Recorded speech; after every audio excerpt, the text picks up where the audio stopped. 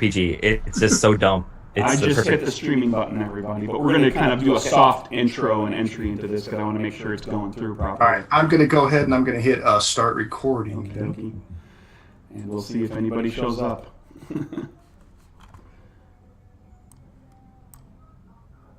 Yeah, we tend to get more response when I actually just drop it on the podcast. So yeah. It was, it's a Friday night. It's a tough sell, to be honest. Well, you sold me, good sir. But we don't have to. We don't have to do this. I'm not going to get too worried if people don't show up. That's fine. We'll just play the game. Agreed. Hell yeah. That's However, what we're here for. Are we all ready to rock and roll? Yeah.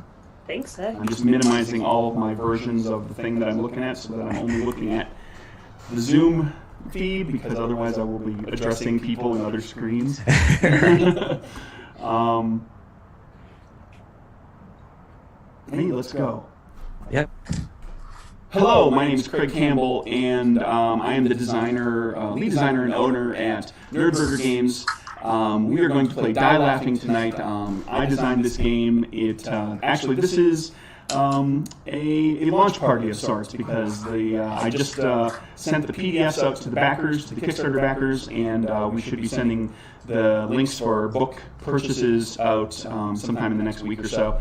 So this is kind of a chance to play the game with some fine folks, and we'll meet them in just a minute, to kind of give everybody a chance to see kind of how the game plays and get a sense of what we can do with it. I'm here with a whole bunch of people, and I'm just going to roll this around the table, starting to my left. We'll go counterclockwise, counterintuitively.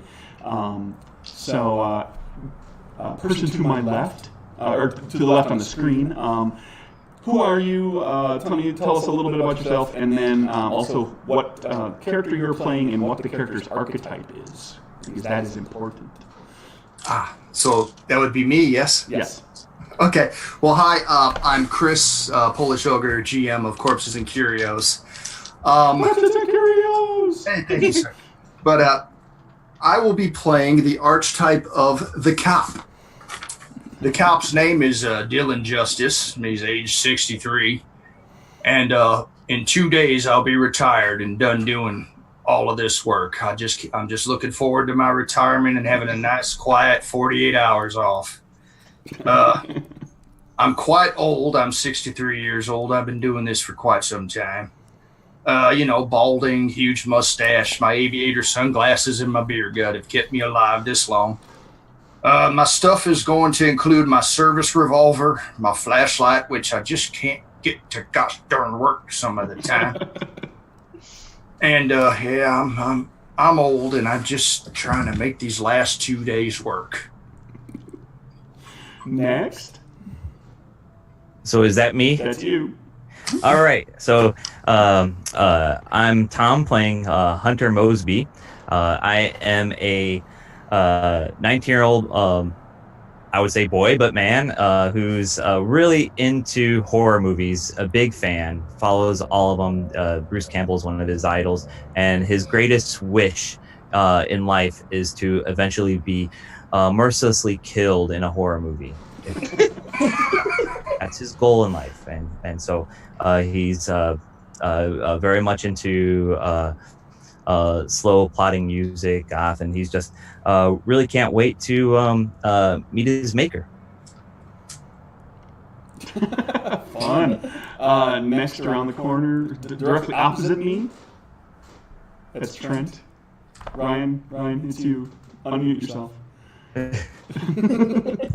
Look, I'm unmuted. Yay! Hooray!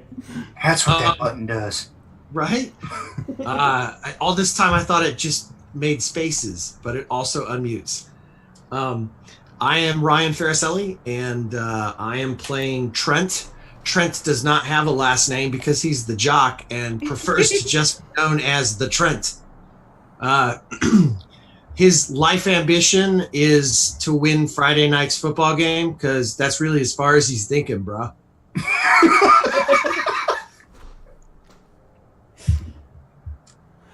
Next up. That would be me. I'm Lilth. I am the token Brit of this group. I am playing Margot, the parent, who is an expat mum, very confused about having to deal with whatever's about to happen. So her archetype is the parent, and she always has some aspirin and her fanny pack full of snacks. And I'm sorry, but that phrase just makes me laugh every time. I can't say it with a straight face. Oh, now I have to promise if somebody's like bleeding profusely, you'll lick a napkin and like. Of course. And finally, last but certainly not least. So my name is Allison Beck. I'm 18, and I'm the Chatterbox, and I have some lip balm and a bag of candy, and my whole goal in this thing is really just like, so Margot's my mom, and I'm really just kind of like, I don't want her to embarrass me in front of Trent, but other than that, like,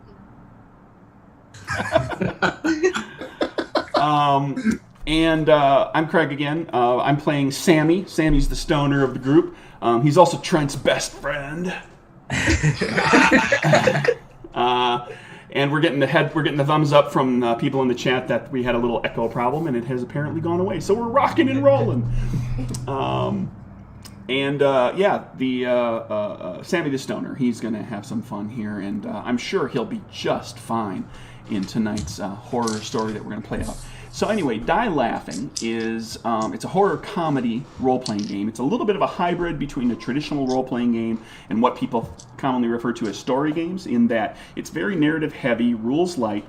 The players, we do have traits for our characters, but we won't be making trait checks that are to determine whether or not we succeed at a specific task. It'll be more about whether or not we do well in a scene, and then the story will progress from there. For the characters, everybody will see that you have every character, little character page like this, can't probably see it too well, that has four traits. There you go. 4 traits. Body is everything physical about your character. Your brain score is everything mental and intellectual about the character. Mouth is everything social. And spirit is everything that kind of it's kind of your inner resilience, fortitude, your guts. And if we had a cheerleader in the group, it would be their spirit. But we don't have a cheerleader this time around. the cheerleader was my second choice. So the way it works is this: during a given scene, and we'll talk about how scenes work in a bit. But during a scene, if you need to make a trait check, you will roll a number of dice. And I should probably get some dice. We'll roll for you. You can trust us. I suck. So, everybody has 6d6, right? Mm-hmm. Yes. And those dice are your dice pool. They are also analogous to your character's life. They are, in fact, your character's life pool. When you make a trait check, you will roll all of the dice in your pool. And you'll be shooting for a target number. And you're going to be trying to get as many dice to hit that target number or higher as possible. And every die that hits the target number or better is called a hit in the game. And you want a number of hits equal to your trait score. Which is why, for example, I would imagine the jock there, what's your body score? It is 1. It's a 1, which normally 1 is probably your crappiest trait, right? But in this game, the 1 is actually the best. It's your number 1 trait, because when you roll all 6 of those dice, you only need 1 success to be successful with a body check. With your worst trait, you'll need 4. When you during the scene, if you make a trait check, you roll your dice. If you succeed on your trait check, you will narrate how your character generally succeeds in the scene, how things go well for them, and then you will choose one other player whose character is in that scene, and you will make them lose a die. If you fail at your check, you will describe how things go badly for your character in the scene, and then you will lose a die. And as you lose dice, that is the countdown to your character's death. When you hit 1 die, you will give that die away to somebody else playing the game who still has a character left, and you will narrate your character's death. And then when your character is gone, there are other things for you to do for the remainder of the story, and we'll cover that when we kill off a character. Your characters also have you have 2 quirks that you can choose from. Quirks are just the ways to kind of delineate your character a little bit. Each of you has chosen your quirk. Each quirk comes with a quality and a trick. The quality is an ability that kind of stays in play all the time. It's always functional. And a trick is a thing that you can use precisely 2 times during this game session. And it's usually like a cool little thing that helps to get you out of trouble. But you can only do it twice. Below that, you also have stuff that your character has with them. You have a choice of a number of things, and you have to pick 2 of them. And again, you can only use you can only use your stuff twice in the game. The way the stuff works is this. When you go to make your trait check, if you decide you're going to use one of your stuffs, you choose, tell us which one it is, find a way to integrate it into the story and the narrative of what you're describing. Somehow it gets used in the scene. And that gives you 1 automatic hit. So you get 1 success on your die, and then you roll all your dice. So if it was Trent with his body score of 1, using his stuff would automatically succeed. Wouldn't even have to roll his dice. Make sense? Outstanding. Okay. During the run of the game, the story, basically, we are portraying a horror comedy movie. All these characters are in a horror comedy movie. They're all going to die, probably. And it's all broken out into an act and scene progression like you might see in a movie. We're starting in Act 1, so if everybody has their whatever PDF or printout that they're using, to the Act 1 pages, there's a series of scenes for each act. What will happen is that for each scene, there will be a lead player, and their character is the lead character for that scene. We're going to start with Allison, because I'm going to be the director for the scene. The way that works is whoever the lead character is, the person to their right is always the director. And so imagine the table that we're sitting at here as or the screen that you're looking at is sort of like a table in the center, and I am to the right of Allison. So Allison will start out being the lead character. I will be the director. I will roll 2 dice and add them together and look at the scenes that are available in Act 1. I'll find that scene that I just rolled. I'll give you the name of the scene and the little description. There's an entry called the setup that tells you what the scene is about. Allison will choose who else she wants to have in the scene with her. You can choose as many or as few people as you want. The more characters you have in the scene as you go, generally speaking, the faster the game plays, because you go through a lot more trait checks. You lose your dice a lot faster. You get to the end of the story a lot quicker. If you do 2-person scenes through the whole thing, the game can take 4 hours. Yeah. So vary it. Yeah, just bounce it around. So you'll choose who you want in the scene. Those people will be in the scene, and you will portray. You'll act out the scene. You'll narrate your character and voice your character for what happens in the scene. The director will help to guide that along, and ultimately find the point where the director kind of figures out, like, okay, the scene has played itself out. We've hit an end. We'll cut. The director also has, sometimes, if you look on your pages here, there's a section called Director with a little bit of text below it. There might be a little something special that the director gets to do with that particular scene. Sometimes there is no special rule. And you'll play out the scene. Once you finish the scene, everybody who's in the scene makes a trait check that is determined by the scene description. And everybody plays out that whole thing I talked about with the characters, where you decide whether or not you were generally successful or everything went poorly, and then you will move along to the next scene, which will happen by the lead player moving clockwise around the table. So the next person, in this case it would be Margot, would become the lead character. Allison becomes the director, and I officially enter the fray. As a note, I forgot to mention, when the lead character, when you are choosing people to be in the scene with you, you cannot choose the director unless the director is the only character left. So the director gets to focus on doing the directing thing. And as we go along, we'll play through Act 1, we'll do the scenes, and there are triggers that get you to Act 2, and then there are triggers from Act 2 into Act 3. And that changes the mix of scenes that you have. The triggers are built around generally characters having died, or a certain number of characters being at 3 life or less, being down to 3 dice. So we'll keep track of that as we go. and trigger into Act 2 as necessary, and then eventually we'll play a bunch of Act 2, we'll trigger into Act 3, and then we'll roll through it. Act 1 is very much about setting up the story, introducing the characters. Act 2 escalates everything, and Act 3 wraps it all up and kills off a bunch of characters. So that's the basics of that. If we have a scene that is called monster attacks, we will deal with that when we get to it, because some of the scenes, there's a good number of them actually, that can have a monster attack. So those work a little differently, but we'll deal with them when we get there. So I think that covers everything. Does that sound right, everybody? Sounds good. Ready to rock and roll? Allison? Let's do it. Yes. Allison, you are the lead character. Quick question: Do we roll the setting die? Oh, we should do that. Yeah. Yes. Now, we know what the monster is. There's a whole bunch of monsters in the game. We know which one we picked. Don't anybody show the sheets. I shouldn't have done that. There's a whole bunch of different monsters in the game. They all play a little bit differently, but they do have some rules in common. However, they do have a setting. So let's do this. Dylan there, why don't you roll a die, 1 to 6. Let's see what our setting... This is really where the story starts. It doesn't have to remain there the whole time, but it gets us a starting point. Oh God, I'm so responsible for getting everybody started here. Let's see what You happens. pulled this whole thing together. You reached out to me. This makes sense. Oh, we are in shop class. So this starts out with a shop class of some sort.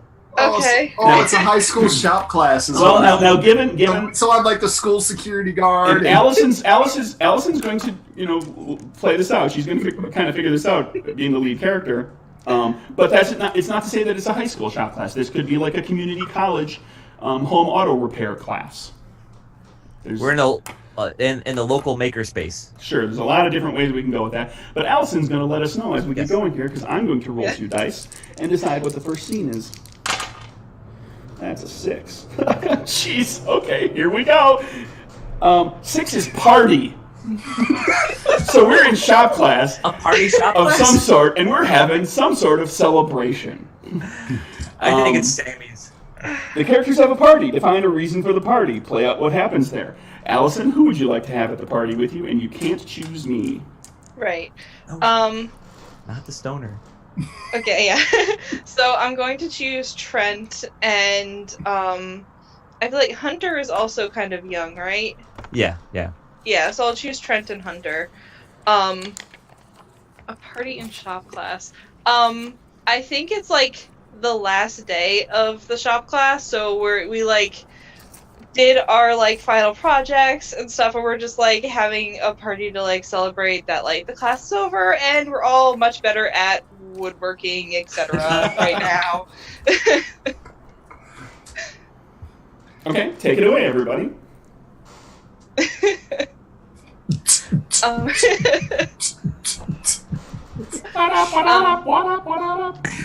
Allison will walk up to Trent and just basically just like walk up to him and be just like, so Trent, I think you What up, brah? Yeah, you did like a really great job on your final project. I think it looks really good. Let me tell you something, dude. You know who's got like 2 thumbs and totally builds the greatest birdhouse in shop class? This guy. Yeah. So here's why. Because number 1, right? The walls. There's 4 of them, and B, because the roof is like slanted, so there's like can rain on it and it'll run down, and everybody will be like, "The Trent built that. It's awesome, dude." Trent, Yeah, you that's just so described a house. I'm like, yeah, man, for birds. No, check this out. See, have you ever seen the old Hammer films? Oh, like Home Improvement. That shit's great, bro. No, I'm talking about the old Dracula movies. Check it out. I made these steaks. Right? My dad makes steaks, and they're so good. No, these look like it's like a perfect edge. There's a cross on the end, and the other end you could just like right into vampire, like right there. So you made sticks. Yeah, just kind of like pointy sticks. They're pointy sticks. Man. Bro, the Trent totally does not approve. Yeah, I mean, I think the birdhouse is way better. It has, like he said, it has 4 walls and it has the slanted roof, so that way the rain doesn't like hit the birds. I think like You are again describing a house. and he made a really great house instead of just like picking up sticks off the park. A It's, like, house isn't going to brown. protect you from a vampire. What are you talking about? Why do you think check- they're vampires? Dude, check this out. On the back, it's got number 19. It's totally my number. So it's like, bruh, dude, it's like a birdhouse for fans of the Trent. And with that, the music rises. And the party continues. I'm going to call that scene. Everybody who's in the scene needs to make a spirit check at a target number 4. Oh, I'm going to fail spirit. So we roll all 6 dice. Yep. And we have to And you roll want- you higher want- than... You want 4s and better. 4s and better, and I got to get 4 of them. If your spirit is ranked 4, yes. Oh, that's unfortunate. Unfortunate! Sounds like I Hunter have... failed. se- I Okay, only so have 2 everybody successes. just keep track of whether you succeeded or failed, because this always starts with the lead character and goes clockwise around the table. So, Allison, how'd everything go? I got 3 successes and my spirit's a 2, so I succeeded. Nice. So how does this work exactly? Like, if I succeeded, then... No, it can be as simple as you saying, like you had a good time at the party, or, people were happy to have you there. Everything went well for you. Okay, yeah. I think I had a good time at the party, and I got to talk to Trent, which was cool. He's dumb as rocks, but he's cute, so, like, that's what matters, really. That's one of my distinguishing features on my character sheet. Dumb as rocks? Kind of dumb. So if we're going clockwise, I guess I'm next, right? Correct. Yep. Okay, so I got 4 successes, so I totally got a C on my birdhouse. I mean, that's like, dude, that's primo. And Hunter? So for me, I failed, so I didn't succeed. And I'm going back just realizing, man, these stakes really do suck. I mean, that house had 4 walls and a roof for the rain to come down off it. I'm horrible. And we could have done the dice thing individually as we went through. I didn't think to do that. Allison, you succeeded, yes? Make somebody lose a die. I kind of want to make Hunter lose a die, because he was really mean to Trent about his house. Trent, how'd you do? Huh? How'd you do again, Trent? You succeeded? I failed. Oh, sorry, No, Trent succeeded. Trent. Oh, Trent. Oh, Trent. Oh, I succeeded. succeeded. Yeah, we always got to keep it in order, because I it's see. not a Okay. big deal now, but it becomes important when everybody's got 2 dice. So I succeeded. So you make somebody lose a die.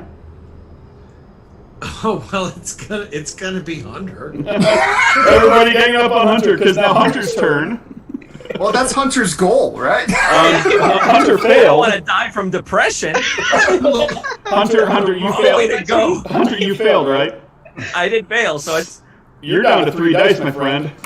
yeah. So you know what that means for me, right? It's gonna be a short podcast, is what it means. Don't worry, you'll get to be a producer faster. Oh no, but I have the I'll be right back quality. What does it do? Oh, yeah, you do. Okay. Yeah. Go when ahead and tell us what that is. Hunter, at the end of the first scene, Hunter says, I'll be right back. and then disappears from the story. And we don't see him for a while. I gain producer points, and when it's my turn to be the lead player again, your character returns to the story. So I can't be in the story until I'm back in. Until you are the lead character again. So you are temporarily out. Go ahead and give yourself... The way the producer points work, well, I guess we'll describe this for everybody, is when your character dies, it's actually referred to as when your character is wrapped, because you don't have to be killed. Sometimes you can get turned into a zombie or a sexy vampire. That's actually a monster in the game. And so what happens is the character goes away for a little while. You become a producer for a little while, which is what happens after your character is wrapped. And you gain a number of producer points equal to the number of characters left in the game, which is 5. So you have 5 producer points right now. Wow. You can spend 1 per turn. And you can spend them on whatever. There's like 6 different things that producer producers can spend their points on. I assume you've got that little cheat sheet handy somewhere. Yeah. It's in the back of the. It's in the very back of the book, as well as in the rule section. And so Hunter is kind of out of the story for a little while. Hunter decides. We just He believe knows that he's in this movie. Pulling me out of existence right now. Yeah. Man, that party brought back some harsh memories. That's. Man, how old is Hunter? Wow, even your movie life sucks, dude. Margot becomes the lead character. Oh. Allison will be the director. Allison, roll 2 dice and tell us what our scene is. Okay. 4. Discover something odd. Okay. And we all know what the monster is, so we can always integrate that into the story a little bit if that's what you want to do with the oddity. So Margot, or do this. Let Allison read. Discover something odd. Read the setup. Okay. The characters discover something out of the ordinary. It might be evidence of the monster. It might be something weird or gross. It might be a strange smell. And then should I read the director thing or no? Nope. You'll always keep that to yourself. Margot, who would you like in the scene with you? And you can't pick Allison or Hunter. I think probably Dylan and Sammy. Okie dokie. So, we weren't invited to the party. You weren't invited to the party. I wasn't expecting to be invited to the party. Margot, set us up whatever you want to do as far as the scene goes. We don't have to, obviously, don't have to be in the shop class anymore. I think I'm probably waiting outside shop class in my car for Alison to pick her up. And I notice a certain smell coming from around the corner as Dylan walks past. And Margot will kind of wind her window down and shout out to Dylan, excuse me, officer, I think there might be something going on round the corner. You're not from these parts, are you, ma'am? Well, I live here now, but no, you are correct. I'm not from around here originally. 9 times out of 10, I'm gonna guess that's Sammy. I'll go talk to him. Come on. And we see Dylan kind of like walk to the corner where he always catches Sammy smoking up outside of shop class. Sammy catches the eye of Dylan walking up and just has a first moment where he looks and he sees, I'm assuming in uniform, yes? Oh yes, always. Okay, Sammy spots looks at him, quick shot of like the service revolver, the badge. Sammy goes, ah! And then a shot of your face, and Sammy goes. Sammy, how's it going, Sammy? Pretty good, Officer Grandpa. Now, how many times have I told you, son? You do whatever you want with the hippie lettuce, the wacky tobacco, but the school grounds, if the principal catches you, it's going to be something that makes me have to do paperwork, right? What? Yeah, exactly. Hand it over, son. Hand it over. And he's just waiting there patiently, not shocked. And it's the roach. It's nothing. It tosses it over at you. And Dylan kind of looks down at it, disappointed. And he goes, "All right, if you're going to be that way, Sammy, I want you to turn your pockets inside out and turn around and put your hands on the wall." Sammy turns around, puts his hands on the wall, and as he's starting to do that, he's looking over at Margot, who ratted him out, and he suddenly stops and points and is like, "What the hell is that?" And Allison, and he goes, "I've fallen for this one before, too." And he grabs that hand and puts it on the wall. Allison, you're the director. What do I see? I think you see, you see this weird kind of, like you're fairly young. You watch the YouTube. All the time. You know what drones are. This is hovering like it's a drone, but it doesn't look like your usual like 4-turbined drone that you're used to seeing that like people fly around all the time. This one is it only has like 1 turbine on it, and it looks like it has a weapon on it, possibly. You're not really sure. Hey, lady, look out! I start pointing and walking. Like, in my head, I'm running to her, but I'm walking.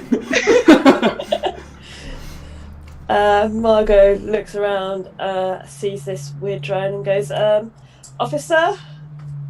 Yeah. That's... What is that? That is not good. Oh, no, it's just one of them drone things the kids fly around. What, they don't have those in Australia? Australia? Yeah, that's where you're from, right? No. Well, come on, Sammy, buzz off. Your contact high is starting to bother everybody else. Lady, you might need to think about going back to Scandinavia if you're going to call me for every kid smoking the hippie lettuce or doing whatever. As Dylan is giving this speech, the drone is definitely getting closer to you guys, and specifically seems to be approaching Dylan. Hold on. I gotta interject. Okay. Just quick cut. We've asked the audience, and we found from the last scene that everyone really seemed to love Trent. On this scene, to like find his friend Sammy, see if he can smoke up as well back there. So you're forcing Trent into the scene. I am forcing Trent back into the scene. I've been the victim of a producer point. Yes, you have. Okay. So Trent buddy! Wow, dude, the audience loves me. Sammy gets over there and gives him a big old hug. Sammy's a huggy high. Right on, dude. What up, brah? Hey, Trent. Hey, what up, Officer Grandpa? Hey, it's as I was going to say, 2 more touchdowns on Friday, and you break the record this year. So I'll be there cheering for you. I'll be over by the coffee and donuts area. Check it out, Trent. Go Wildbats! Check it out, Trent. That thing's gonna kill the lady. Oh, Grandpa, don't kill the lady. No. The thing floating upward. Is it still up there? Yeah, it is. And it actually appears to be going for Dylan, and I stand by killing the lady. That's what I think it's doing. I stand by killing the lady. That's what you think is. That's what I think's happening. So it's going after Dylan. Yeah. At the discussion about touchdowns and things, I look at the two of them and just go, you do realise that game is not football. It's you don't kick the ball enough. You know, the clue is in the name, football. Listen, we've always played it this way. I'm sure we don't play it your style out there in Yugoslavia or wherever you're from. I just nudged Trent and we watched the thing dive bomb at Dylan. Because they're completely not paying attention. No, they're not. So I get my phone out. A monster attack. I don't really know how that part works. Okay, monster attack. You're turning it into a monster attack. The monster attack works like this. Everybody look at the monster page.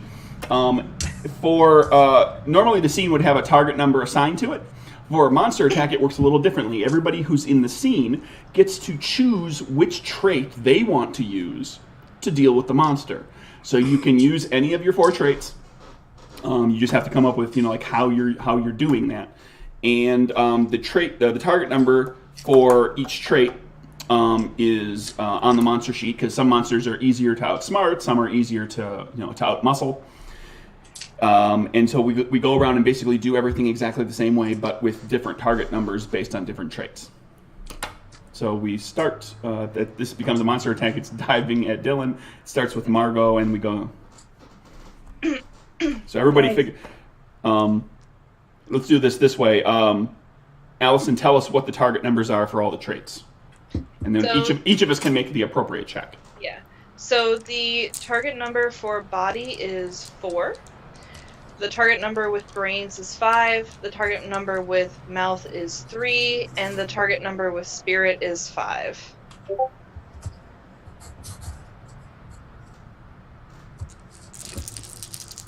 Spirit is basically enthusiasm and stuff, isn't it? It's your resilience, your enthusiasm, your guts, your kind of inner fortitude.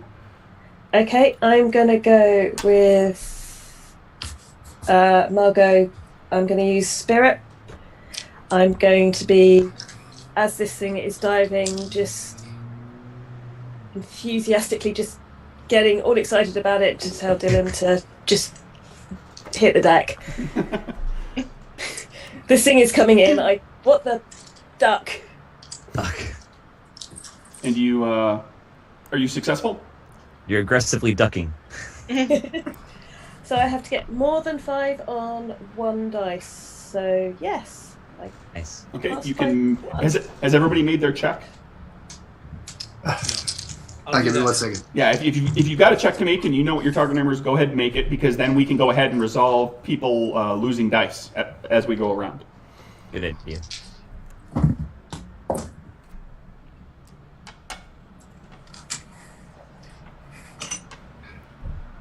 All right. All done. So Margot, you succeeded. Make somebody lose a die. Okay. I am going to say that Dylan loses a die. Okay. Trent, how'd you do? I was successful. I'm using body. Okay. So you make somebody lose a die. For the record, I'm just going to throw this out there. My quirk is sidekick. I am Trent's sidekick. Okay. I'm gonna actually make Margot lose the die. Parents suck, bro. Because you ratted you out, bro. And Dylan? Well, Dylan used body and he succeeded. So, you know what, Trent? Actually, you know what, Sammy? Oh, I just really? don't approve of the drug use, so. I just, Especially since you didn't share. You know that I have 2 days till retirement, and I really didn't care that much. But no, you had to toke it all the way down and then throw it at me. So, no. Okay. It helps him with his arthritises. With my arthritis. My little bit of glaucoma. Sammy tried running away and failed miserably. So I'm down to die from that. And so Sammy, wah! Falls over. And that basically resolves that scene. One way or the other, the little flying drone thing is crisis averted. I think Dylan just, it kind of flies a little bit close to Dylan and he just, bops it with his flashlight one time. Sure. Bonk! Falls on the ground. No way. I threw my birdhouse. I threw the birdhouse at it. that is the right Let's response. go Wombats! I really like the idea that it's going for Dylan.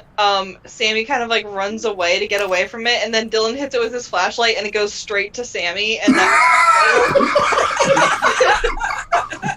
Yeah. Look out, bro! I will happily be the comedic relief. So Kind of like a cat following a laser pointer. Is that the? Sammy loves laser pointers. And so do the drone. Apparently, it's a cat. I bonked it with the flashlight and it actually turned on. That's the scene. Trent's going to be the next main character. And Margot, you get to be the director. We are still in Act 1. That is another 4. We can do this way. When you get the same number again, you can do one of two things. You can re-roll, or you can take the number below or the number above. Ooh. Gives you choices.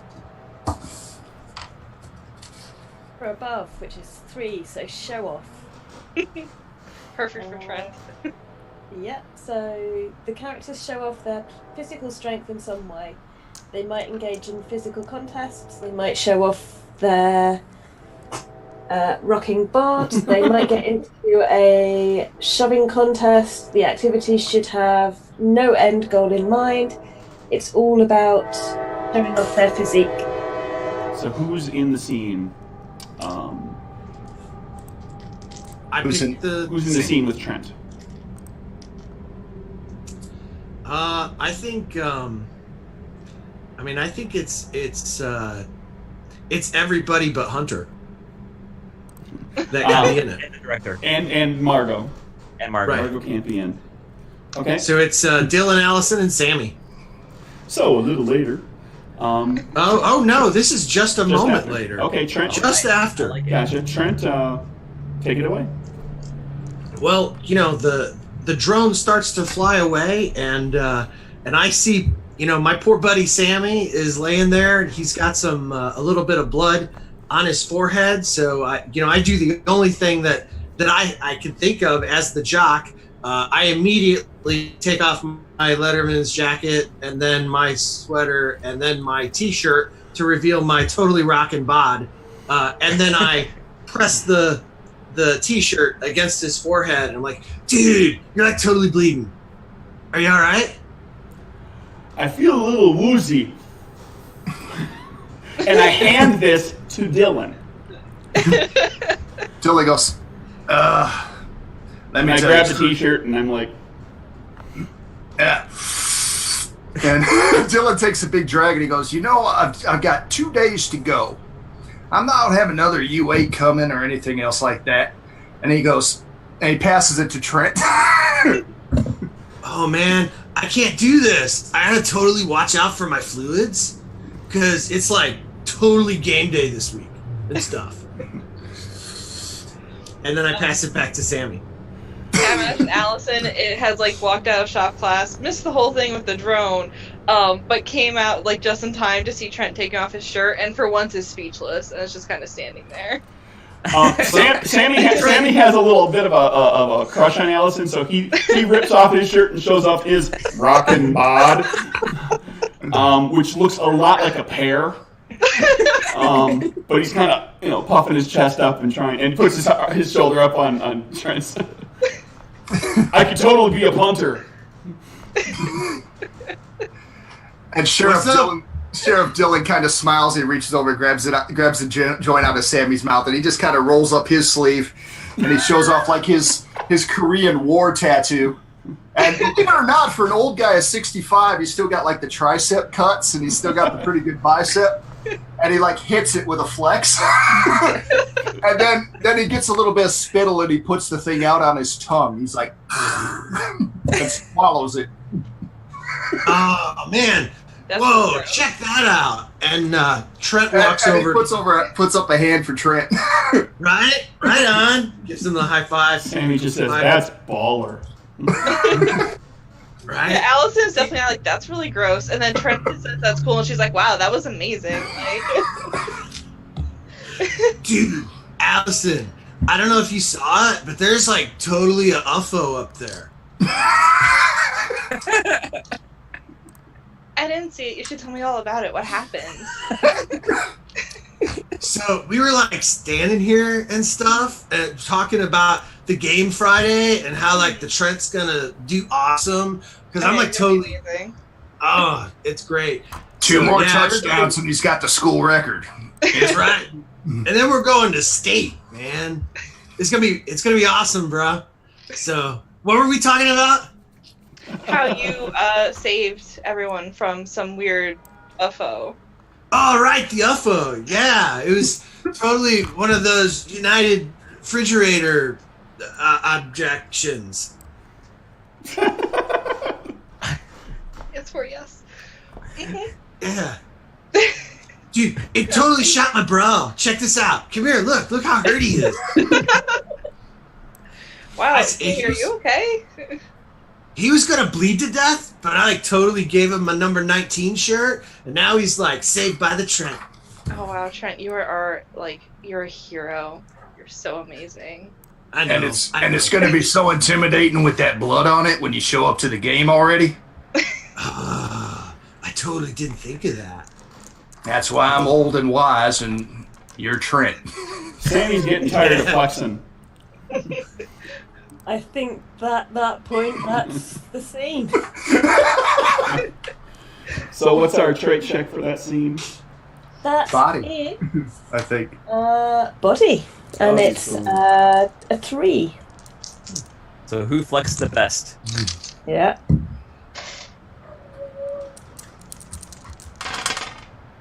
Who reveals first? You know, wait. I think there's a problem with this scene just a little bit. Because this is an important flexing moment for all the guys, right? Sure. You gotta see who actually brought their A game. So we have to increase the stakes just a little bit on this and make the trait check a 5. For whom? It's for just one person? Yeah, just for one person. Just for one person? I think we have to go with the problem of the old man trying to compete with the young men on the same bail. And so I just don't think that works. Sorry, but Dylan, you got a higher stake to meet. He did keep his shirt on. He did keep his shirt on, right? Oh, there he goes. He got it. I still succeeded with 4 successes, buddy. Okay. we start with Trent. How'd you do? I succeeded. So my bod rocked. Who loses a die? I actually, I've got to go with Dylan because he didn't take his shirt off.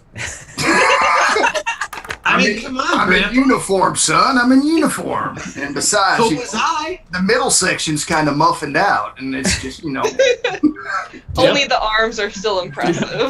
Dylan, how'd you do? Dylan, how'd you do? Well, Dylan still has He 4 succeeded. successes after losing his dice. But,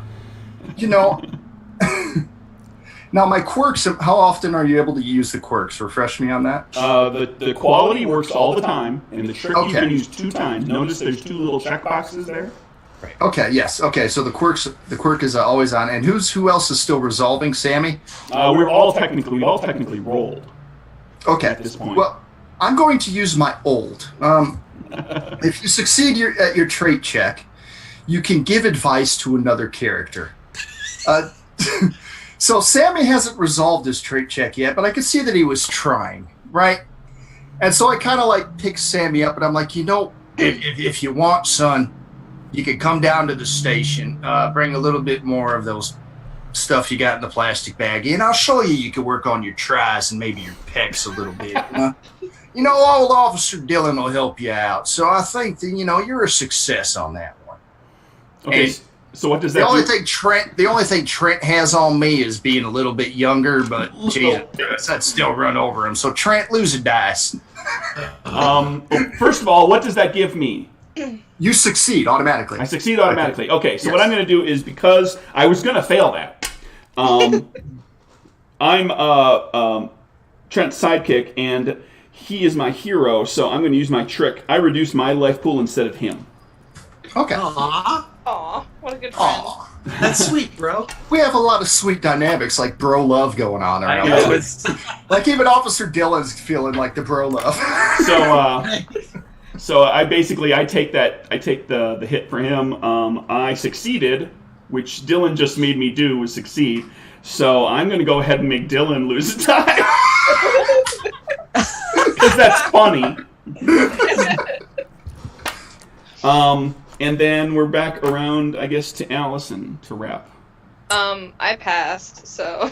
So you make somebody else lose a die. You're the only person. No, you and Trent both have 6 still, I think, right? Yeah, because you just took the hit for him, yeah. Yep.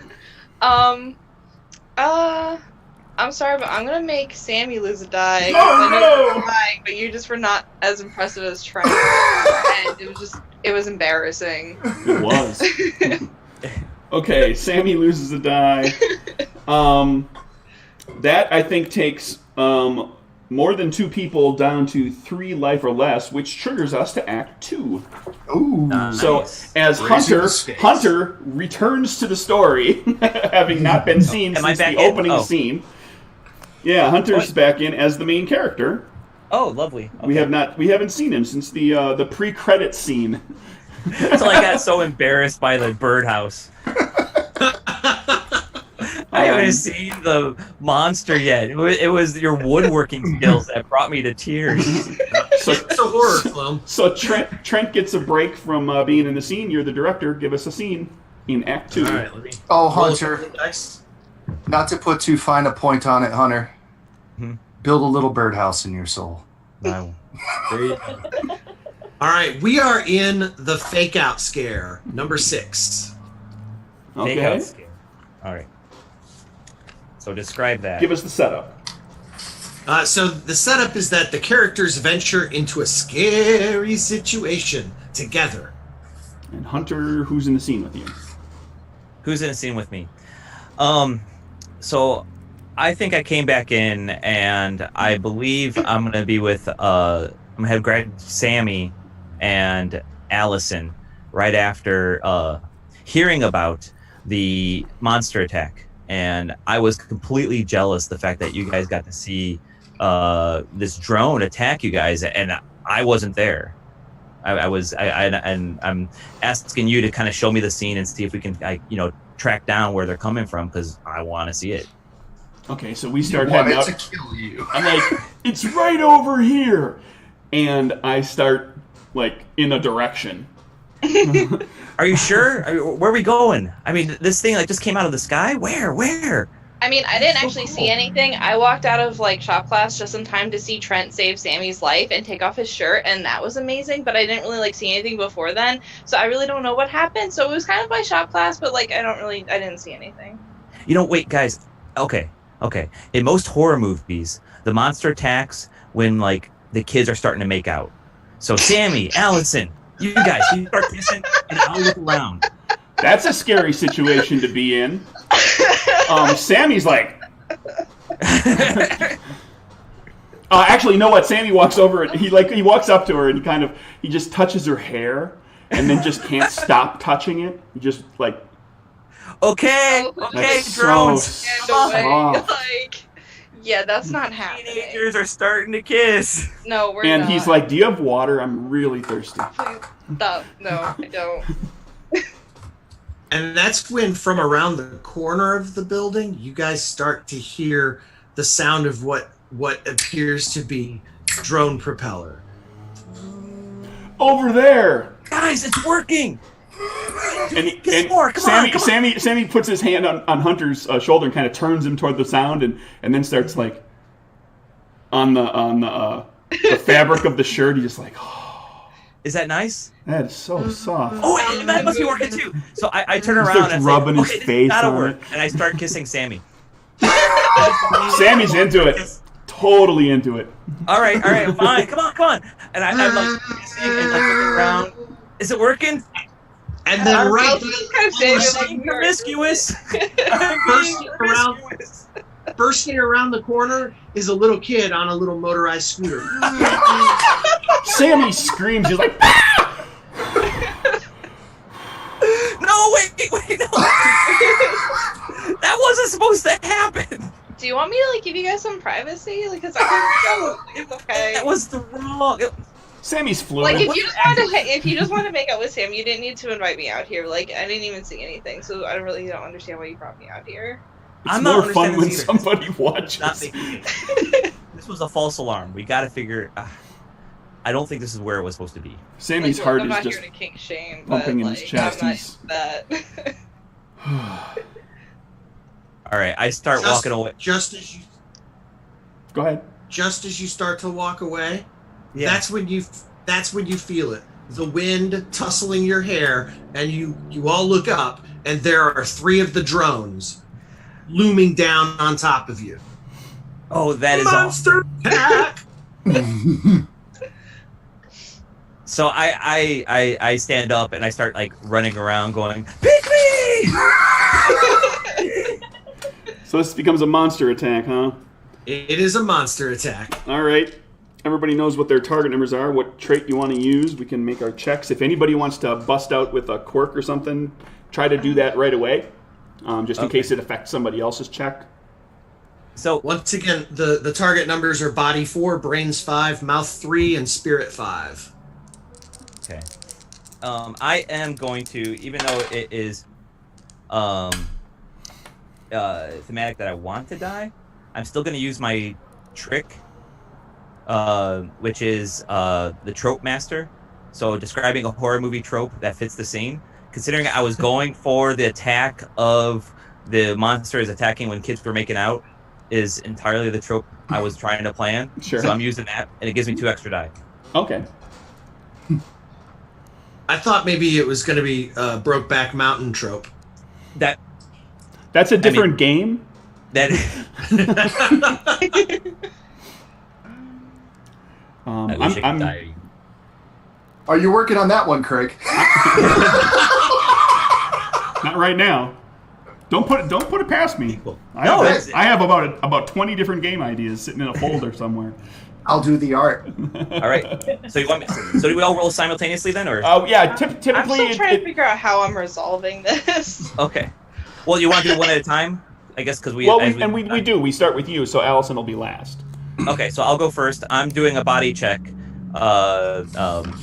which is a roll of 4. So I'm doing my quirk, so I roll 5 dice, and I have a body of 1, and I actually make it with 1, so I succeed. Mm-hmm. So, as weird as this sounds, even though I am running around trying to get the drones to attack me, they decide to go after Allison, and she gets hit for a die. Oh no! Rude. I am rude. Yeah. It made sense. We were the ones making out, but it had to divert away. I actually have a question. Should I roll my dice before removing that one? Okay. Yes. And technically you can do it either way. Just it's a question of decide the way you want to do it. Be consistent. Yeah. Okay. It tends to get a little bit tougher to kind of depend on things if you roll the dice when it becomes your turn. I like to see everybody roll the dice at once, so you get the full benefit of what you've got before somebody starts taking all your dice away. Yeah, I like that. All right, I kind of like that dynamic. So if you're going last, you got 3 dices, you get 3 success, and then somebody takes a dice away, you're going to lose by the time it gets around to you? Yeah. Okay. No, you don't. When you make your roll, you succeed or fail, but somebody else might bleed dice away from you, but it didn't affect what happened. Okay, so the roll... gotcha. So, Allison, you made a roll. Anyways, it becomes my turn. Sammy, I started talking. I started doing the robot and talking at it in a robot voice, because Sammy is high as fuck. And he's like, I am one of you. You don't want to come get me. And they don't. I am one of you. I am a robot. It's working! And they attacked Allison, so clearly that works. And Allison loses another die. Oh no. Rough. So my whole thing was actually going to be convincing them to not attack me, kind of like what you did, where basically just being kind of like, I'm not the one that was making out, it was them making out, so you should attack them. In which case, since I feel like you guys did your thing, obviously you guys did your thing first, and they started attacking me, and then that's when I was kind of like, no, attack them. I wasn't the one making out. In which case I succeed. Okay, so you succeed. You still got hurt a little bit. I still got hurt a little bit, but and that's the thing too. Is when you fail a check or you lose dice, it doesn't necessarily mean that you got injured specifically. You might have gotten, or it doesn't mean you got killed. Certainly, it might be injured. It might be you just got winded. It might just be your luck is turning. There's a lot of ways to interpret that. Of course, now Hunter and I have both made Allison lose dice. So who's eating it, Allison? I'm gonna go with Sammy because you're really weird and. All right. Well, at that point, I go down to 1 die. Oh no! Oh.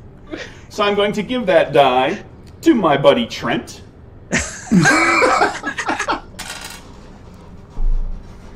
So Trent, you gain a die, which actually I believe puts you to 7.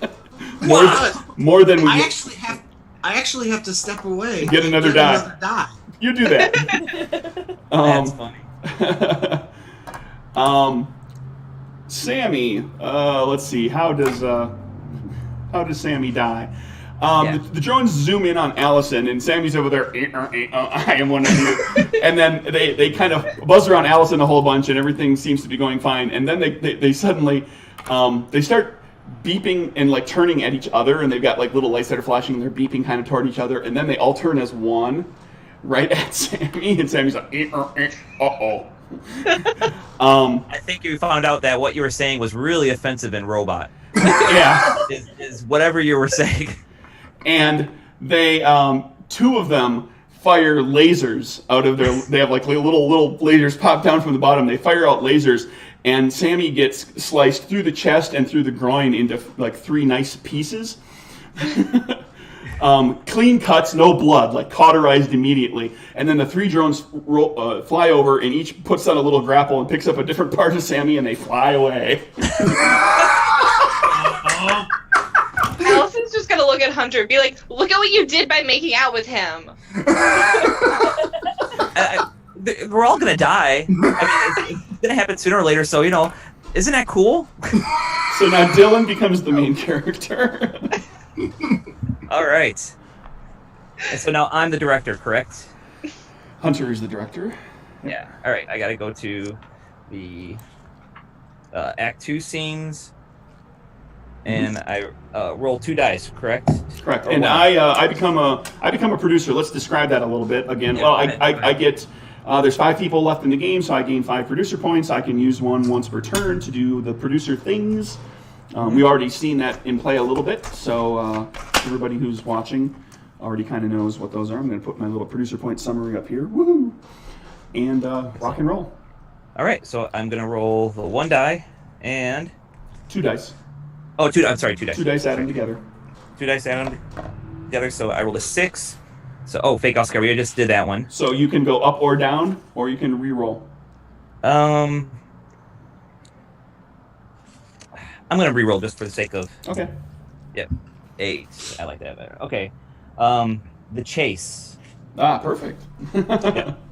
So the setup. The characters are engaged in some sort of chase.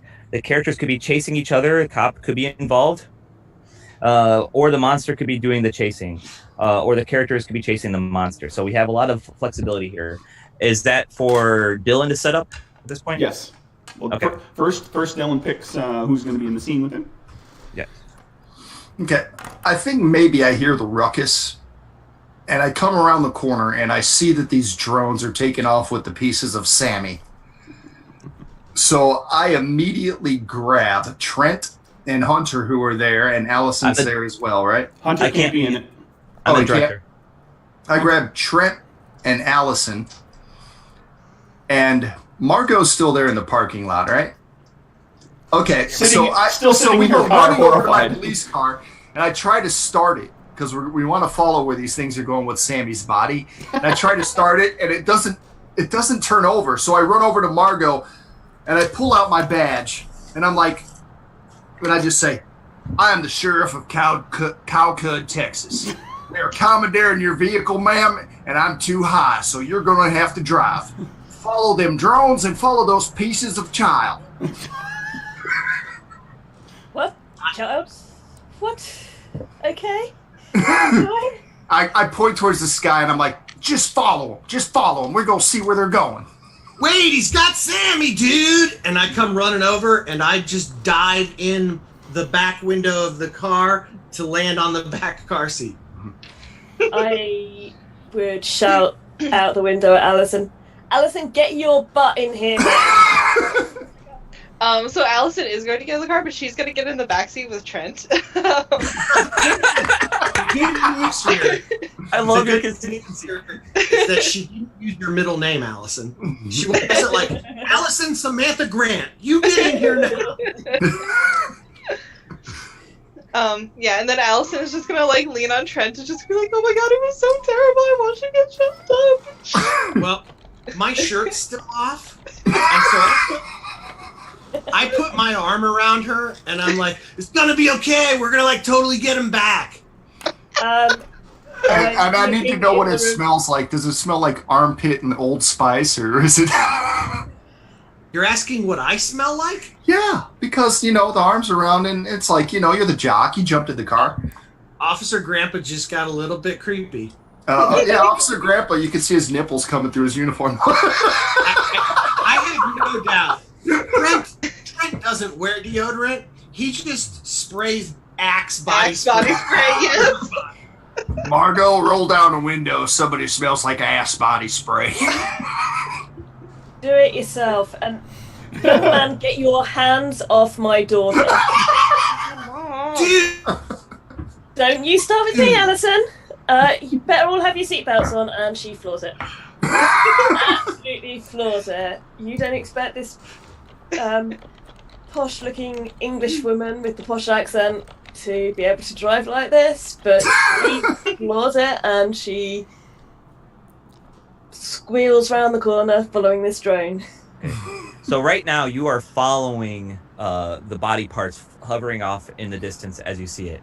At that moment, you hear whirring behind you as 2, 3, 4 more drones come surrounding the car.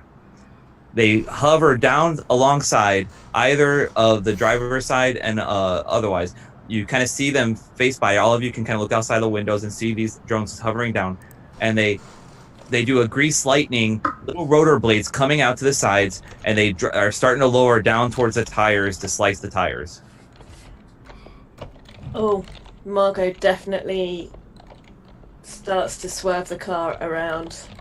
It kind of starts weaving in and out, and she does a handbrake turn round. She's definitely driving a stick shift. She's British. She's not going to drive one of these stupid automatic cars. And does that driver mode. And as that happens, like Officer Dillon was getting ready to draw his service revolver and actually use it for like the first time, but she starts swerving everywhere, and the service revolver falls down onto the floorboard. So Officer Dillon removes himself from the scene using his trick as he ducks down and is like fidgeting on the floorboard trying to pick up his service revolver. All right. So I'm using my trick, wander off. Remove yourself from the current scene. Nobody's really notices you're gone. So I'm just, you see me duck out of the scene as I'm like on the floorboard looking around for my pistol. The camera just never sees him again in the rest of the scene. Yeah. Well, the good news is that gun slides across the floorboard under the seat to the mat beneath my legs, and to which yell, "I got you, brah!" And I grab the gun and I throw it at the nearest drone. All right, monster attacks. You got to roll your responses. Oh boy. All right. Starts with Dylan's out of the scene, so.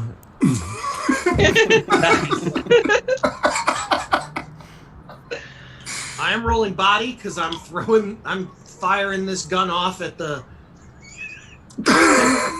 I'm firing it off like it was a football. Throwing the gun, you're not actually shooting it. That's what I said, brah. I know. Dude.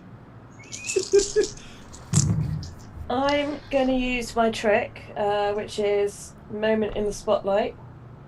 After you make a trait check, re-roll as many dice as you want, then check for successes. So I'm going to re-roll 2 dice.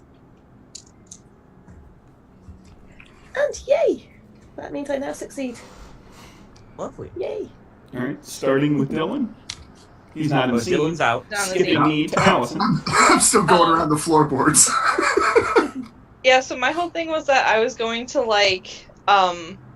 try and help Trent out by, first of all, I'm sure he didn't roll down the window when he went to throw the gun, so I was going to roll down the window for him. Which I assume would be, well actually, so I have a trick, because I can't really justify, I don't know, maybe, yeah, I don't know, I can't really justify using mouth for this, but I do have my trick, which is just won't shut up, where basically I just talk constantly, make a mouth check instead of a normal trait check, but I also feel like I don't really need to do that for a monster attack, because we can choose what trait check we're doing, so I don't know. I don't know if I succeed or fail, because I don't know if it's really an appropriate time to use that, or if I just should try and justify a mouth check, or if I should just fail my brains check. I would think if your action is to roll the window down, right, to help combat the AI, then that would probably be a body check. Unless But you if reminded you you're to roll the window down. Right, which would let you do it with your mouth, which is going to be a lower requirement for you. Right. Okay, so then yeah, if I remind you to roll the window down, then I guess that makes it mouth, and then I succeed. Okay. Sorry, that was complicated. No, that's okay. And here's the beautiful thing about it. Everybody's going to die anyway. Yeah. Right. It's just a question of what order. So you're just trying to stay alive as long as possible. So you get to make somebody lose a die. Okay. It has to be someone that's still in the scene, so I can't make it be Dylan, right? I'm sorry, Mom, but it's gonna be. I knew that was gonna happen. I'm so sorry. Mom, you're embarrassing me. Lose a die. Okay, I'm going to say that Margot got distracted by Alison and Trent doing the stuff they were doing in the back and keeping an eye on them, and clipped one of the drones so that the glass smashes into her of the window. But it's me resolving now, isn't it? So I am using my brains. So I'm using my brains to plot the course of which way I'm going and trying to make sure I don't hit anything. And I passed. So Who loses a die?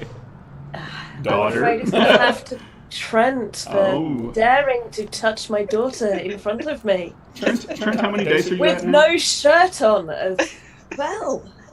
That brings me down to 6. Right. Trent's turn. So Allison yells, "Put the window down!" And I yell, "I got it, bruh!" And then I throw the gun into the glass because I didn't have it, bruh. And I basically throw the gun through the glass, tearing up my hand in the process, because even rolling 7 dice, I still did not succeed. Nice. And so you lose So one. I lose another die. Alrighty. That's nice. That's everybody, yes? Yep. Alrighty. And so speeding along in the car, we roll on to Dylan, main character. Let's see. I was the main. Or no, you were the main character, so it skips past me because I can't be the main character to Allison. However, I'm still the player to Allison's right, so I can still be the director. And let's see what we're going to have for a scene. Deuce. Wow. 2. Snake Eyes. The cutaway attack. This is the 2 and the 12 are always a little weird. So we'll deal with this. The lead player chooses characters to be in the scene as normal, but you got to leave one character out, and then you'll have a scene with everybody that's in that. That's together. And then you'll pick. When we kind of get to the end of how that plays, and we kind of set that up, then you will pick somebody who you haven't chosen. And that person, the scene switches to them. It's like a cutaway, and it becomes a monster attack for them. Okay. Like they're off somewhere else, and they're getting attacked. So who do you want in the scene with you? You gotta leave at least one person out.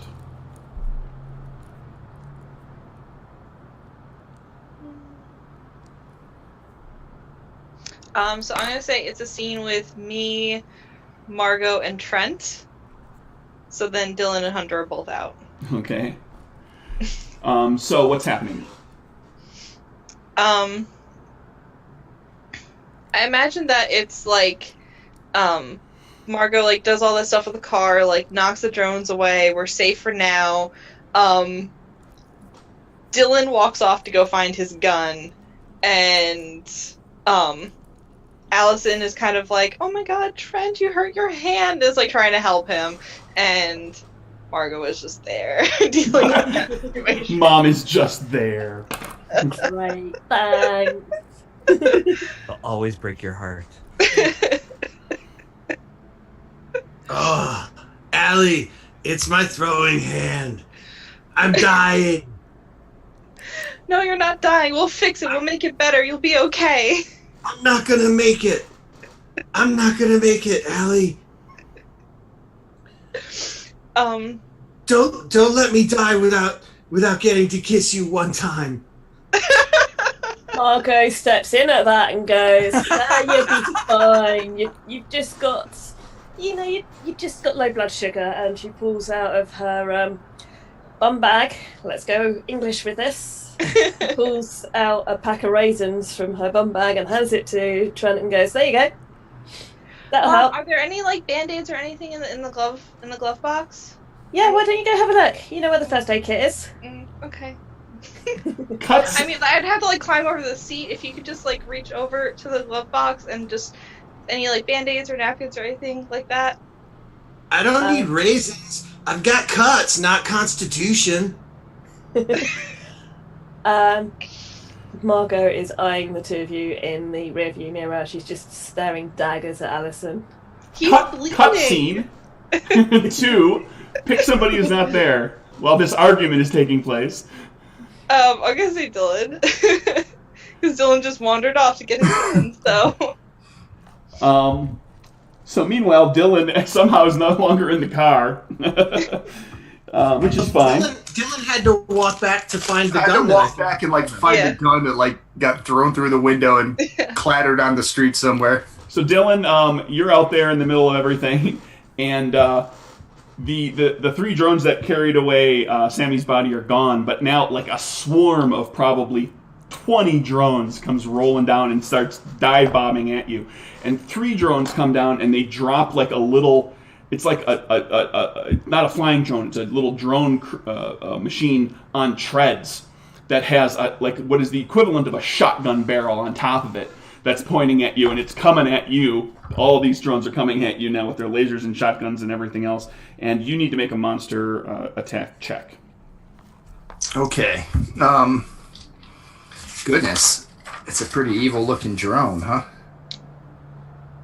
Well, I'm gonna... Time for me to buck up, for me to show what's going on. You know, I got 2 days till retirement. I'll be goddamned if some fucking robot's gonna kill me. Yeah, sure. All right. Let's see, target number of 5. My body is 1. I made 1 success. So you succeeded. So yes, this is the way the cutaway attack works. You succeeded. So you're fine. And the person who singled you out to be in that cutaway scene, Allison, loses the die.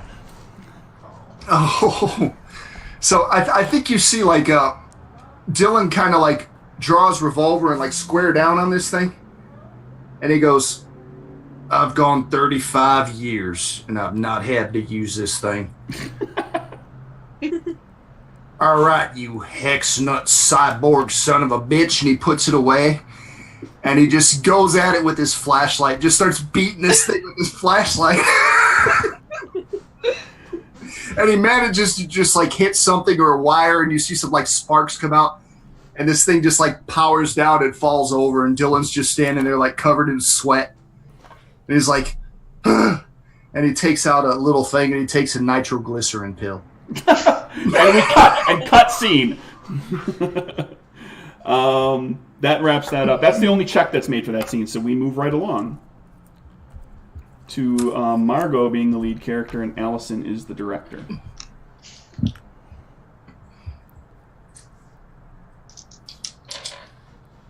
$11.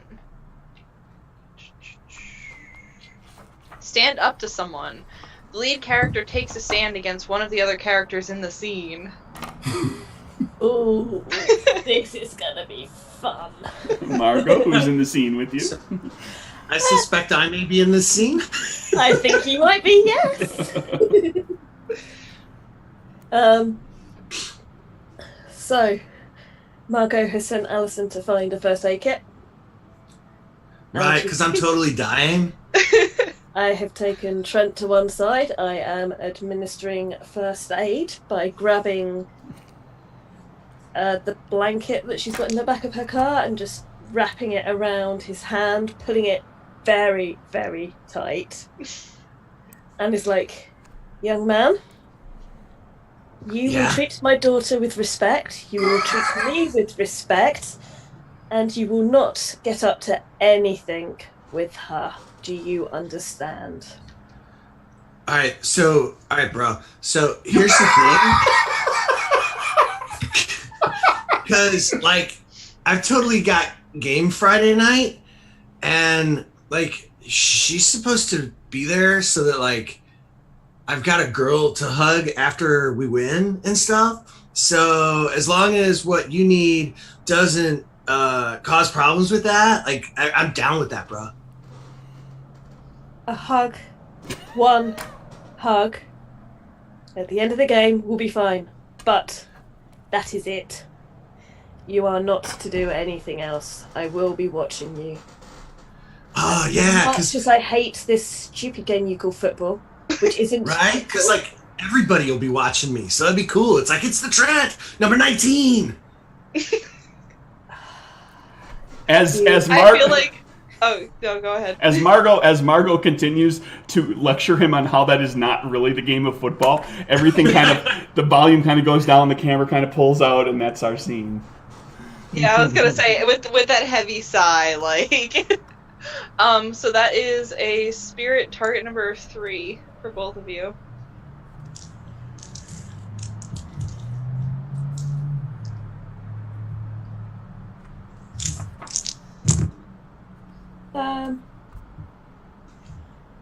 If you match it, so if you get 3s or better.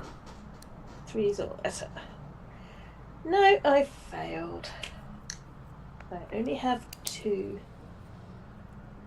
Oh no, but I have 1 spirit, so no, I passed. It's all good. I do understand the rules on this. That's okay. First time. I feel like I totally just harder because you got to mean when you succeed. Yeah, I totally didn't get what she was saying, and so I failed. Yeah. So that went that your checks. So hold it. So Margot, you succeeded. I succeeded. Yes. So you're gonna make somebody in the scene lose a die.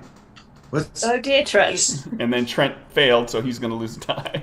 There you go. Did you guys probably didn't notice just how hard she pulled on that blanket around my hand. That's like damaging. I would like to point out to the group that there was a time when Trent had more dice than you start with, and he now has the least number of dice left. So everybody say it with me: first two worst, first two worst, First. So what are the dice right now? I thought I had 2 left, right? Hunter? Yeah, Who? Hunter had. Do you have 2? I thought 2. Because I thought I lost one in the last scene. Did I not? I don't think so. I think you're 3. Oh, okay. 3, okay. Allison and Margot are at 4. Okay. Trent's at 2, and the other 2 of you are at 3. All right. So it becomes Trent's. Trent is in this scene. He's down to 2 dice. Things might not go too well. And that is a... Margot's the lead, or the director. That is a 4. Search for the cat. I haven't been the director yet. Have we? Is it coming up on me? You weren't the director because I'm out, and you are normally the director for me. Oh, okay. All right, cool. I got it now. Okay, search for the cat. The character search for someone's cat. Stray cat? Just out of nowhere. Or someone named Cat, or a member of the Stray Cats, or... You are looking for a cat. Just straight up looking for a cat. Hey, listen, I just want to jump, jive, and wail. Let's go find this motherfucker. So, Trent, who's in this scene with you? I think at this point, we've chased after Sammy as much as we can and have sort of lost him. So we've probably all went back, home for the night or whatever. And so at this point, I did the only thing I knew to do. And so I went and grabbed Hunter, who seemed to have some idea of what's going on. And I took him over to my grandpa's house, who actually really is Dylan.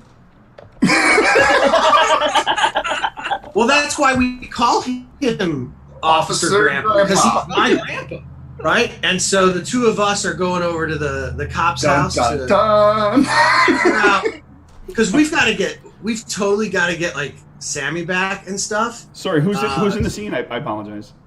So it's going to be Dylan and Hunter. Okay. Right. And we are going back because you know, a lot of people don't know this, but you know, my grandpa will be up because, you know, this is Thursday. It's the night that he you know, Gets really pissed drunk. well, and which is the only way he knows how to change his cat's kitty litter box. So we knock on his door. Oh, you know it's open. Come on in. We'll open the door. Dude, Officer Grandpa, like I'm totally here with Hunter, and we're gonna talk about trying to figure out like what to do about Sammy. You know what we got to do about Sammy? And I've got about, and he looks at his watch, 36 hours till retirement. We're going to track down where those things went, and we're just going to find out what happened. There's a mystery here in Calcutta, Texas, and I'll be damned if I'm going to retire with paperwork sitting on my desk. Right? So like Hunter. Wait, hold on. I'm just gonna point out that I believe the script means we're supposed to look for a cat. Well, I was just about to go change Mr. Frisky's litter box before we head out. No, I mean, I'm just saying the script we have here it says we got to look for a cat. Well, I haven't seen Mr. Frisky's all day, so I mean, let me see that paperwork, son. I'm just. Let me see that I'm just gonna paperwork. point out that this part of the movie makes no sense. Well, it's okay though. Out of nowhere. What the hell are you talking about? Bruh, it's okay. We're hunting a cat, and your name is totally Hunter. I'm not going to disagree with that point. Dude. But I'm just going to say this does not advance the plot at all. Normally, a good editor would just cut this scene out of the movie. I don't even know why we're doing this. I mean, fine. Let's all right. Well, you know what? Here, and I hand like the fucking like kitty litter scooper to Hunter, and I'm just like, Hunter, if you want to find the cat so much and it's in your little pieces of paperwork, you do that. I'm gonna go take a shit, and I walk out and I leave the scene again. What is happening? Fine. I'm gonna go find a stupid cat. I've used my trick for the second time, so I'm out of this scene, but I've used it for the second time. Margot, do you have anything up your sleeve? You're not sleeve? even shit in my litter box and pretend it's the cat's. Because I know Trent's done that at least 3 times. I'm going to say at that point that this cat suddenly lands on Trent's head and goes to town. Goes to town on Trent. Yeah. Stabby! So, Trent, you have to make an immediate body check at TN of 4. Right. So, I am physically fit, so whenever I make a body check, my target number is always 3. Mm-hmm. So I succeed. Fair enough. The cat just scratches you a bit. And you Ah! use dice. I throw it off. For the record, if he had failed that, he would have died to the cat. Yeah. Yeah, it would have been He's had 2 I'm dice. kissing Allison. I have 3 dice left. Oh, okay. I do as well, and I can't even use Trope Master. Trent, you have 3, Trent? I thought you had 2. You had 2. No, I have 3. You're at 2. Bit 2. You had 2. If you're sure you're at 3, you're at 3. Yeah. Thought I was to. I don't know. We'll review. I'll go to 2. I don't care. We'll review the video later and send nasty emails. Well, you get to we'll assign fix it in the die post. to me, apparently. Don't worry about it. Okay. Oh, it's fine. So I guess scene or yes, Margot? Is that? Yep, that is scene. So Okay. everyone needs. I gotta do the skill check. Yeah. Yeah. You still have a trait check to do except for Dylan because he removed himself from the scene again. That's a brains of 3. And I still have to make that one as well, right? Yes, you do. Yep. Yep. Yeah, that thing with the cat was its own little thing. Yep. Yeah.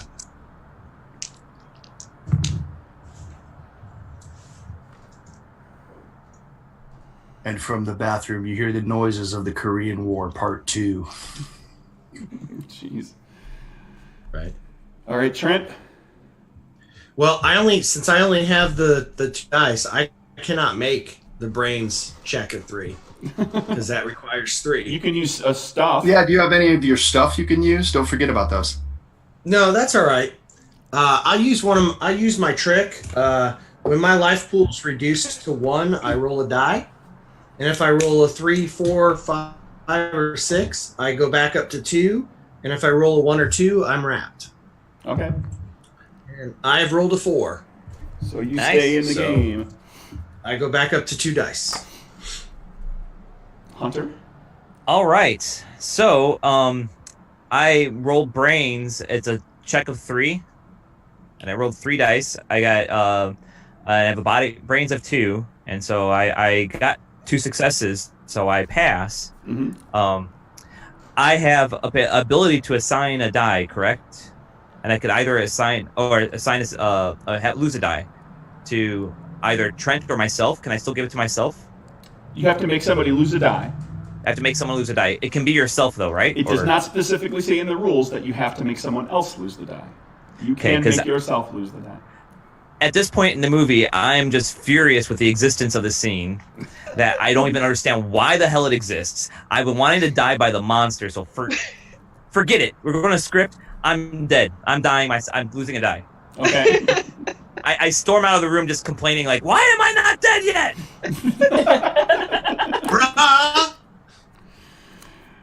And then Hunter storms out and becomes the main character with only 2 dice left and might very well die this scene. Trent, you're the director. You hear the toilet flush. Did you find my cat?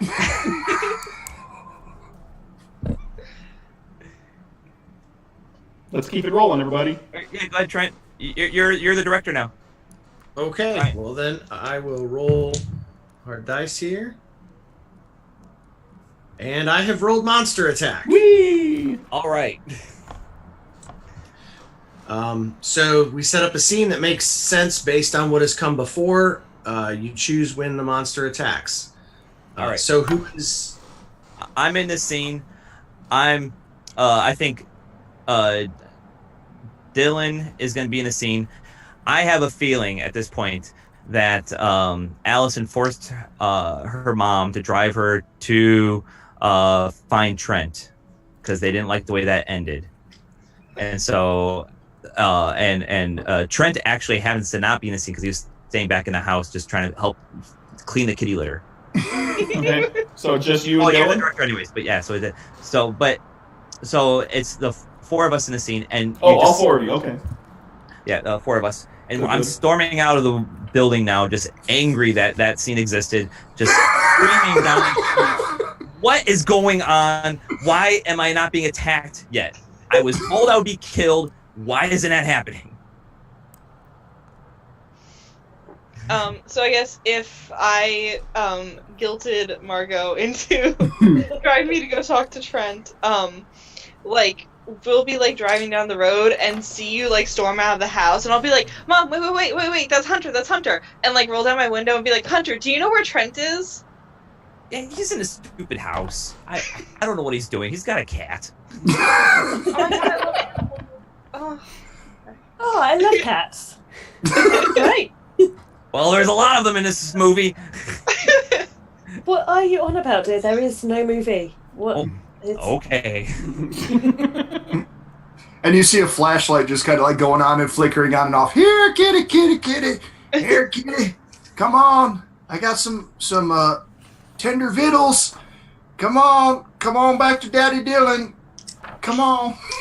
So, all of you are completely fine looking for a cat when Sammy was cutting threes and taken away across. I'm not looking for a cat, dear.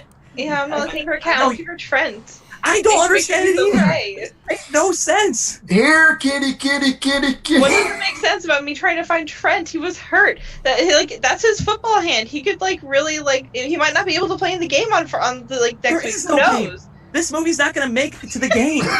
We're dying way before that game happens. Trent, what do you got? Well, I have kind of a funny question. As the director, I can force one character to enter this scene before trait checks are made. And my question is, can I force Sammy in as the Borgity Borg? Oh, I was planning to do that as soon as the monster attacked anyway. So why don't you go ahead and set up the monster attack? All right. Well, suddenly so Dylan starts yelling for the cat, and suddenly you hear a loud sort of crash from the darkness nearby, and then you hear the cat go, and then it runs right out of the darkness past you all as fast as it can, like it's running away from something. And that's when you see the two red glowing eyes floating just out of your line of sight. And coming out of the darkness, these two red pinpoints of light that are now, you see, emerging from this thick haze of smoke. And as it gets closer, it is clearly weed smoke. And it's just floating through the air, and you can hear the whir of a helicopter blade. And then emerging from the smoke, much like the alien spaceships do at the beginning of Independence Day, it's Sammy's upper third, with like a giant. He's patched up with all this mechanical whatnot gizmos. He's got two laser pointers that are shooting out at people. He's got a giant rotor coming out of the top of his head, a la Inspector Gadget, and he says in his best robot voice, "It's great, man. They give you an implant," and he lifts up his shirt again and reveals like this thing, this mechanical device. And he presses the button, and his lungs inflate, and then he breathes out pot smoke, and then he attacks. Thank you! Have you guys seen this show before? It's just like the Iron Man. Let's go! And All right, so your target number is 5. Target number is 5. It's a monster attack, so it's based on whatever you use. Oh, yeah. All right. Was that satisfactory, Trent? Yes. Okay. Yeah, for the record, everybody's making their checks, but listeners, every monster has a wrap rule, which is a special way that the characters or the players continue to interact with the story even after their character is gone. And in this version, with this particular monster, which is all these it's like an artificial intelligence with a bunch of drones. One of the things that can happen is the characters can come back as like borged up cyborg type characters, cyborg versions of themselves. And so we've just met Sammy doing that. And every monster does something different. All right, so I am running headlong into the attack, trying to sacrifice myself into this damage. And so I'm doing body. If I win, this makes no sense. Which I would love even more. You don't turn the page. You just read that like Hunter runs directly at Cyborg, but you don't turn the page. Hunter has engaged the Borg. So I did body. I have a body of 1. The target's 4, and I rolled a 4 and a 6, so I succeeded. You make somebody lose a die. I make someone lose a die. I can make myself lose a die, but I think it's funnier at this point to like be against myself. And I think it has to be at this point. I believe the stoner is going to be going after or heading towards Trent, and Allison's in the way. So Allison loses a die. Hey, we found the cat. Look. Hey, look, the cat. Okay, Dylan, how things go? Dylan, that's you, Chris. Okay, so what happens is I'm going to go ahead and use one of my stuff. My body check is 1, so I'm going to use my service revolver for the first time in 35 years. Of course. Sheriff Dylan Justice pulls his service revolver, and he goes, "Sammy, what you got going on right now is no kind of life. I'm sorry, son." And he draws and he aims down and he fires off all 6 shots, destroying his lungs and the built-in bong in his body. Sammy plummets to the earth, hits the ground, and goes, "That's freaking harsh." and his laser beams go out. But in the shot, I think that I might have grazed Allison because I'm so scared about the firing. I grazed her. I didn't kill her, but I still think I kind of saved her. So Allison loses one. Allison, you're down to 2? Yep. Alrighty. And it's your turn. Yeah, so my whole thing was, as, like, Sammy is going after Trent, but, like, Allison's in the way, Allison thinks that he's going after her. So, Allison definitely knew that Sammy had a crush on her, she just didn't feel the same way. So as, like, he's coming for her, she's just like, "Sammy, wait, don't do this, you don't want to do this. Remember, like, all those, like, wonderful moments we had together? Like, that time that I passed you a pencil in French class? Like, just don't do this to me." And, yeah, I mean, I get shot by Dylan and stuff, but, I passed my check, so... Okay. It is a flesh wound. So you make somebody lose a die? Who's losing a die? I'm gonna say Dylan. Out of guilt. Yeah. Because I would have been fine, and now I'm standing there like, why? Alright, and Margot? Can you remind me what happens if you use stuff? You get 1 automatic hit. 1 free hit. In that case, Margot is going to use her brains, and she is going to reach into her bum bag, pull out some sugary snacks, and throw them towards Sammy. Oh, yeah, for the stoner. Yeah, absolutely. Oh, yeah. And you succeed then, I guess? I take it? Yep, yes, All right. I do. Make somebody lose a die. That is going to be Dylan for shooting. Oh, no! I am down to 1. Give that die away, and how does Dylan die? You know, I'm going to give the die to Margot. Oh, thank you. Well, us old fuckers got to stick together.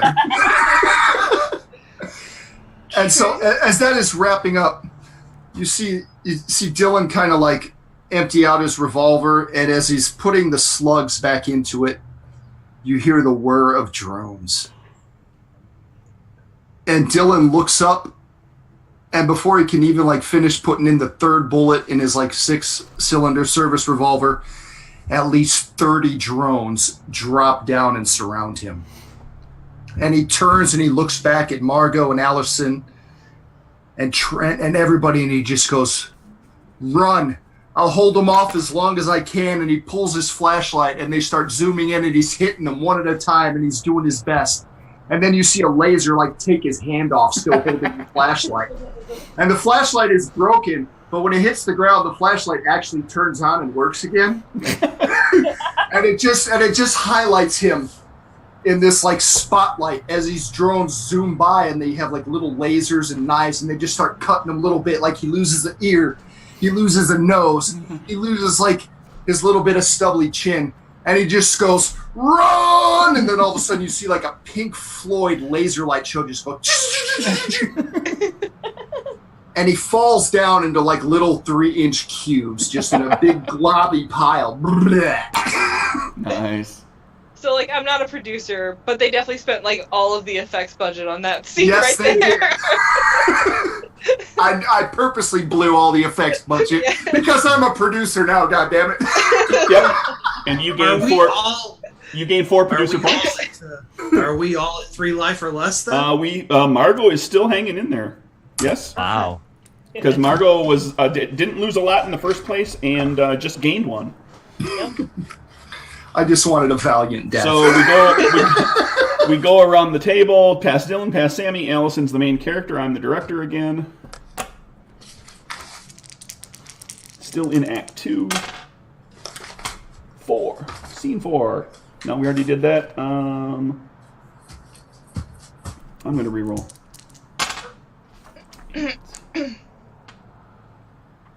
Yeah. I rolled an 8. We already had a chase. I'm just going to keep this rolling forward. I'm going to go down 1 to monster attack because we already had a chase. So right back into a monster attack as they continue to chase you, the group of you. Allison, you're in scene, who else is in the scene with you? It can be everybody, because technically I'm the director. It's up to you. Yeah, I'm gonna say, just going straight from the last scene, everyone's gonna be in this one with me. Okay. And we are following Officer Grandpa's advice, and we are running.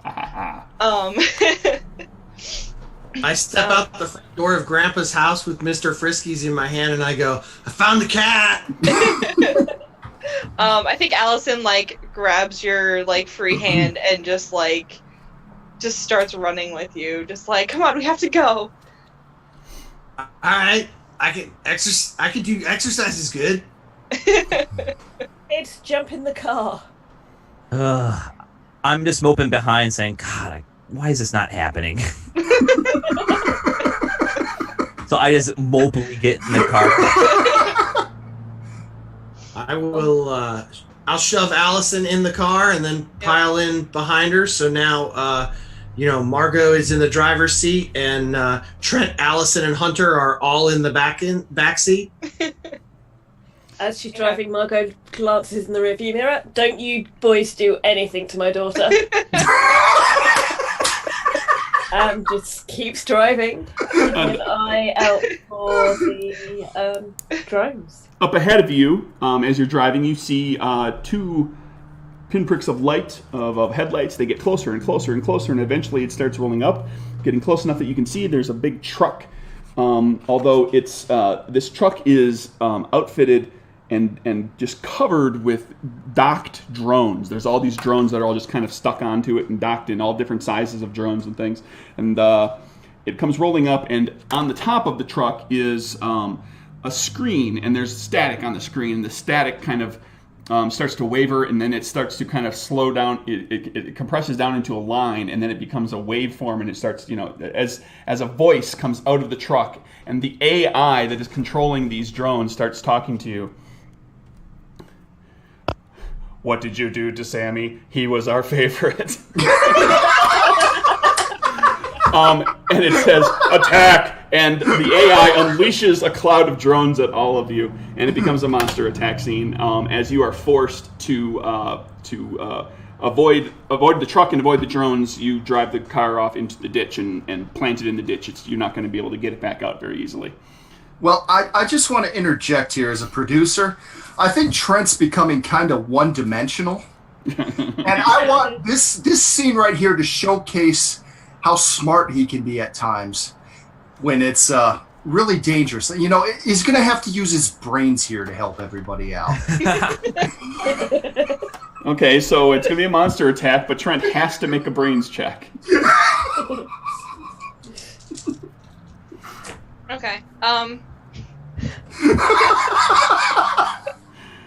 Everybody go ahead and make your check. You know what the target numbers are. I just want you to tell me this one. if this would be a mouth or a spirit roll. I want to, since we crashed the car into the ditch, for a second when my mom's not looking, I want to help inspire Trent. I'm gonna put on my lip balm and I'm gonna give him a kiss. That feels like a spirit check. You're imbuing him with a bit of your fortitude and resilience and pumping him up. So I'm going to use a stuff which gives me one automatic hit, which is good. She hit on me. Yeah. And then I got a success with my other one, so it's 2 successes, so I pass. Okay, so you're going to make somebody lose a die? Has everybody else made their checks? Yeah, make your check. If you're using a trick or anything like that, let us know what you're using. Otherwise, have your check ready because unless everybody just gangs up on Margot, somebody's dying here. So, Allison, you need to make somebody lose a die. Again, I'm super sorry, but you kind of kept me away from this boy, and I've been really so I'm gonna make you lose a die. Going after Mom again. Oh. Margot loses a die. I love you. Sorry about that. My internet died for a second. Yeah, that's okay. We're good. Margot, how'd things go? I failed. Uh-oh. Margot loses one. Trent? I also failed. Uh-oh. She kisses me, and I freeze up, and I go, whoa. What does that put you at? That drops me to 1, but I am still... I'm going to be resilient one more time. When my life pool's reduced to 1, I roll a die. If I roll the 3, 4, 5, or 6, I go back up to 2. And I've rolled a 3, so I go back up to 2. So Trent hangs in there, and Hunter. So I failed. What I was trying to do, though, was seeing the talking truck come at us. It got me super excited. Maximum Overdrive was my favorite movie. Oh my God, I gotta be killed by the truck. And so I leap out of the car into the pathway of the truck, just get completely pancaked. We're all 18 wheels. No, time out. I blew the budget on my special effects. We don't have enough in the budget for you to get smashed by a semi. That's a lot of blood and guts and butcher pig stuff. Right. Let's simplify it. Maybe let's redo the scene. I don't think it fits in the budget anymore. Okay. So Dylan has, as a producer, has reduced the effects budget for the scene. So what was this huge, enormous semi truck got reduced down to a tricycle by little drones. I leap out of the car to get run over by a tricycle that just goes cling, cling, cling, cling over me. As the spokes start penetrating my body and roll over, and I'm kind of ugh. Died more out of just the abject sadness of the situation. Disappointment. Died of disappointment. Right. I can't believe I was in a B movie. So you're going to give your last die away to I believe at this point it has to go back to the person who's tried so hard to have a love work, and that's Allison. Allison will get to the last die. Okay. Thank you. That means we've got 3 characters that are wrapped. That triggers us into Act 3. And one of the things that we can do that helps to kind of keep it moving, if you want, we've got 3 people that, and some of them aren't necessarily normally able to be directors because we're all kind of in a row. So we're going to pass the lead character around, and we'll just pass the director around. That way, it's easy enough for all 3 characters to be in the scene together if they want to be. And we're not discounting anybody out by making them the director.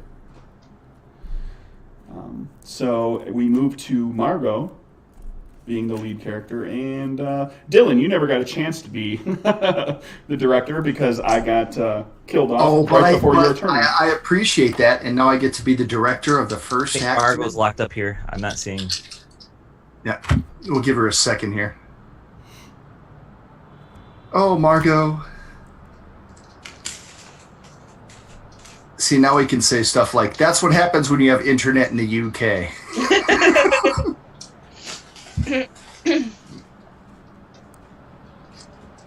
But, you know what, for the sake of just making things happen, I will go ahead and roll and hope that she gets back in time. Wait, there she goes. There she's back. Okay. I apologize. The joys That's of okay. English internet. What happened? Was it Brexit? Quite possibly, yes. Let's blame that. Dylan, what's the scene? If you missed it, I get to actually be a director now. So let's see what happens here. And I rolled a 10. I hope that's good for me and bad for everybody else.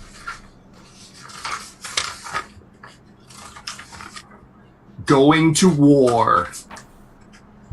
The characters arm themselves to fight the monsters physically.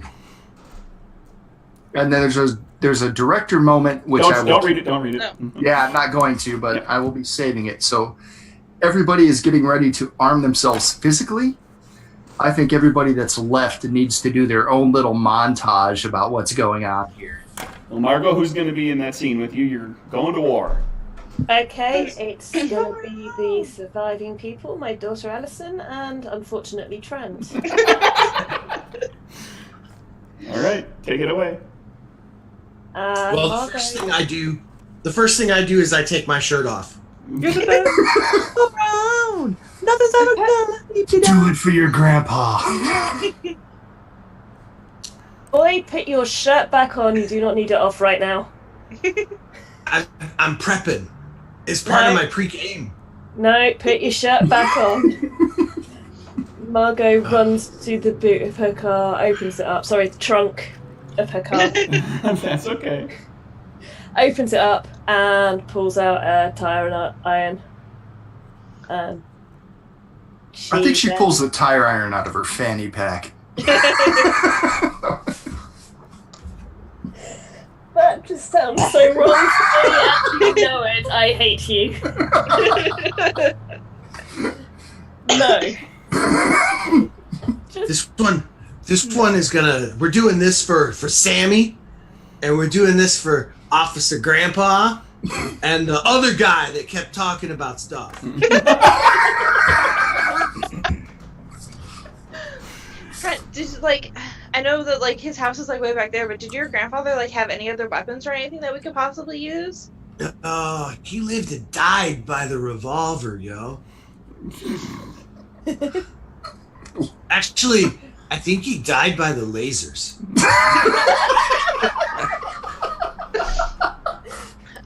So I'm gonna say that probably our house isn't too far away, so we'll run back home to get more weapons because I don't think just one tire iron is enough. So probably run back to my and Margot's house and grab a knife from the kitchen or something. Sure. There are most definitely no guns in Margot's house. She will Yeah. not have them anywhere near her. Might be a house. chainsaw in the garage. Just saying. Yes, I was- there probably is. Trent goes out into the garage and he looks and there is all of the lawn equipment. There's a chainsaw and he looks at the chainsaw for a minute.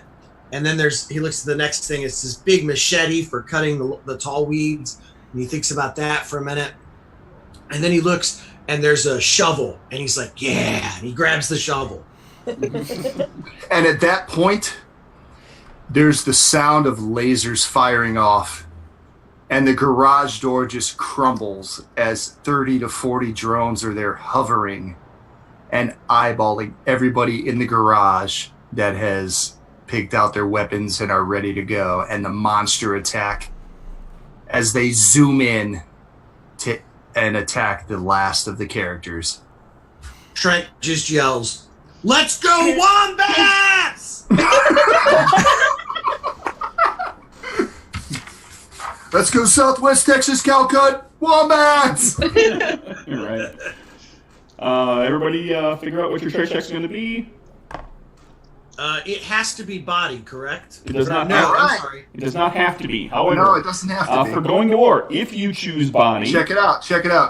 If you're using body to deal with the monster attack, you gain 1 automatic hit. All right, well, cool. and we start with Margot.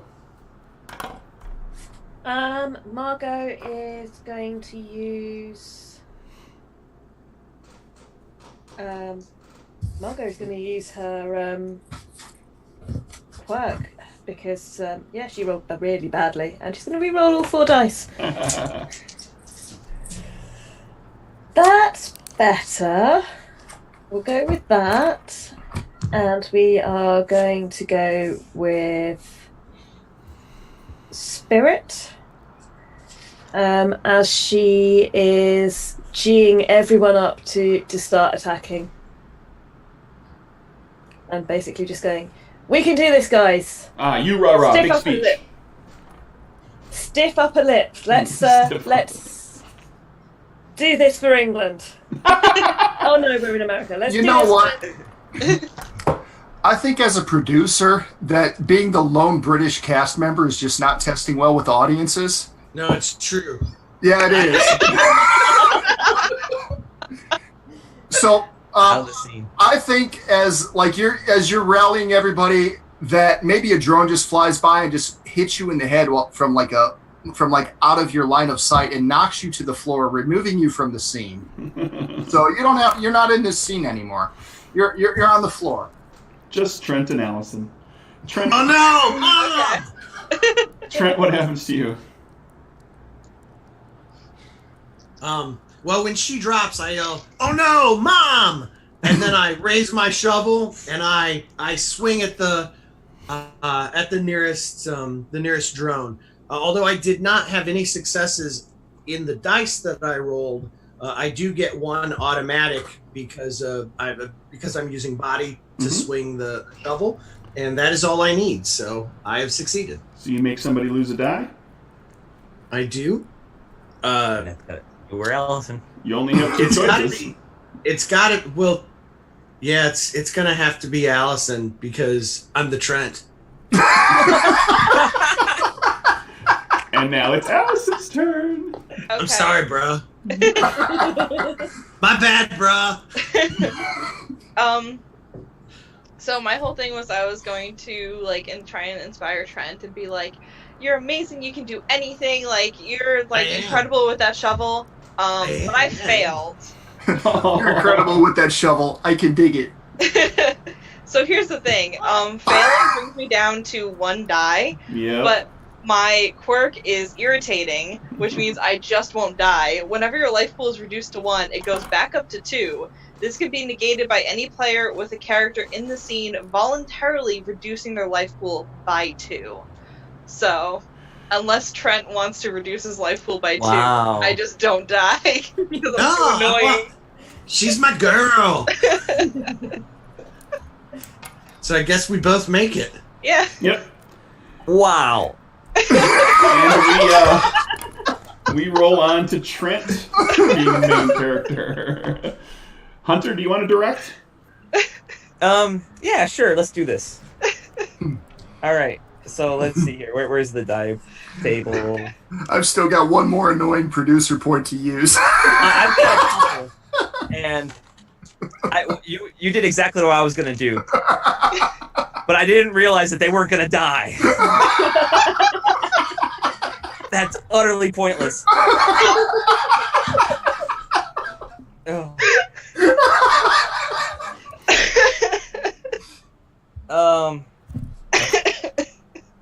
All right, I rolled a 3, which is a talk your way out.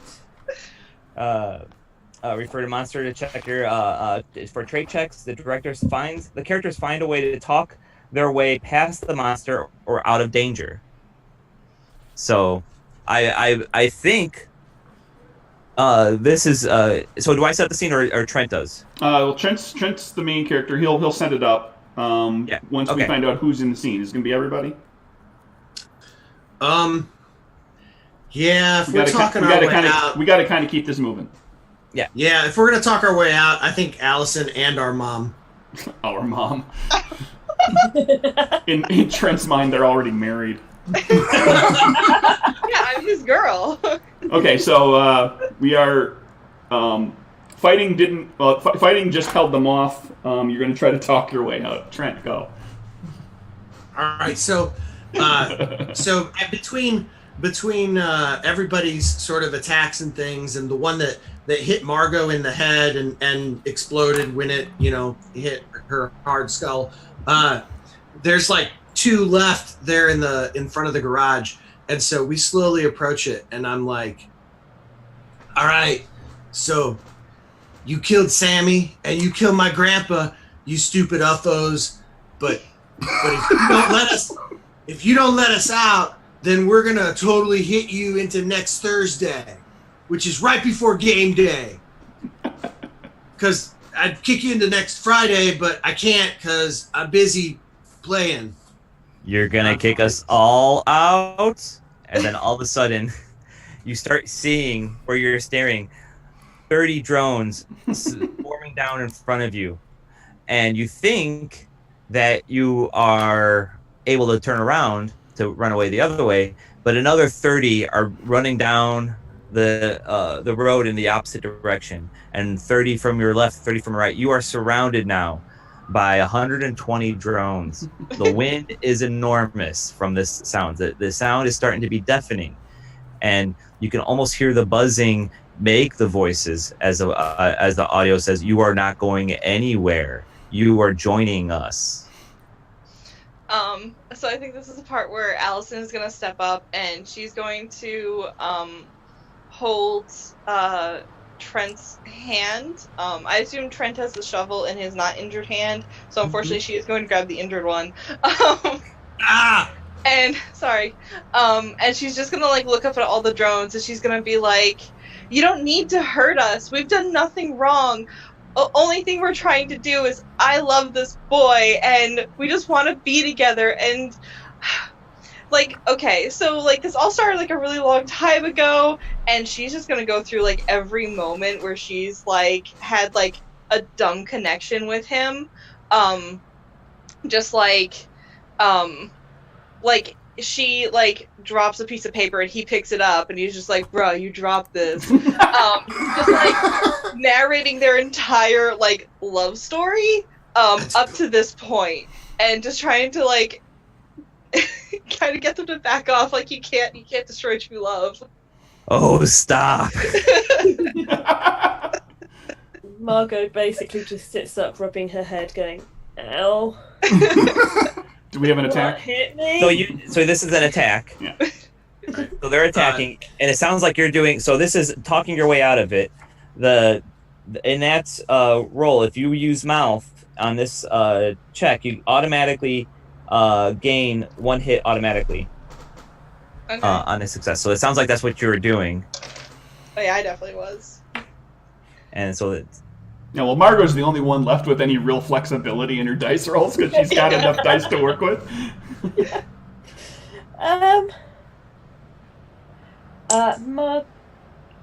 Margot is. We got to start with Trent. Trent's the main character. Trent's main. All right. Yeah, That's sorry, okay. my bad. Oh, that's all right. We're okay, dude, because like I've totally got stuff, bro. And so Trent pulls like he notices sitting right by his feet against the brick wall is a football.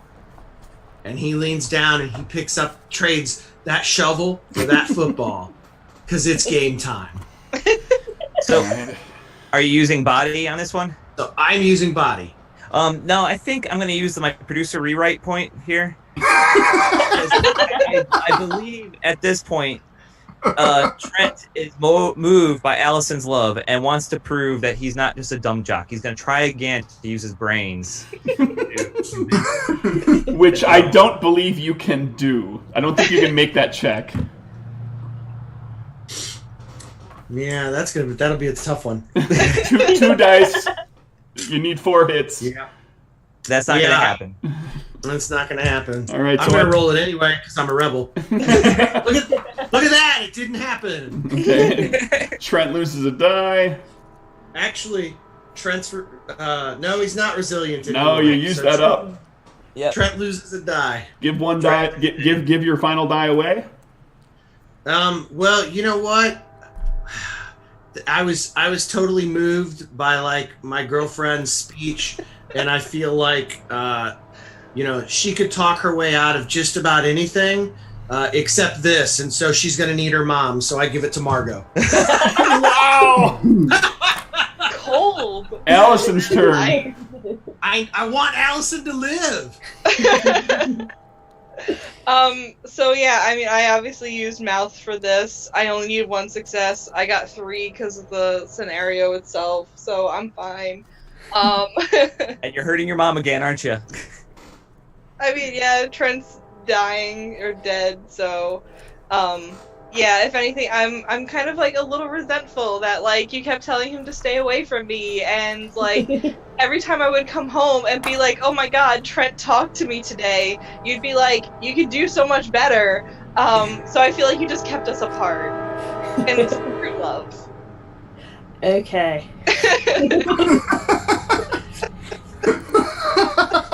Fine. So Margot loses a die, is what you're saying. Yeah, so I'm back to 4 again. Yep. So And how does Margot do?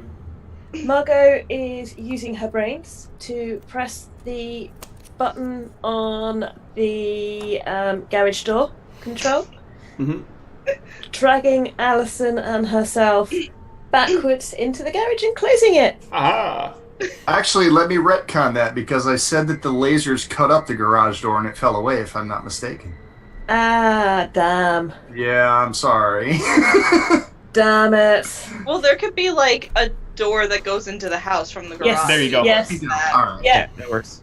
So That's- you haul that's- ass into the house. Yep, and I succeeded. And you succeeded, so you make somebody lose a die. I'm sorry, daughter of mine. Oh no!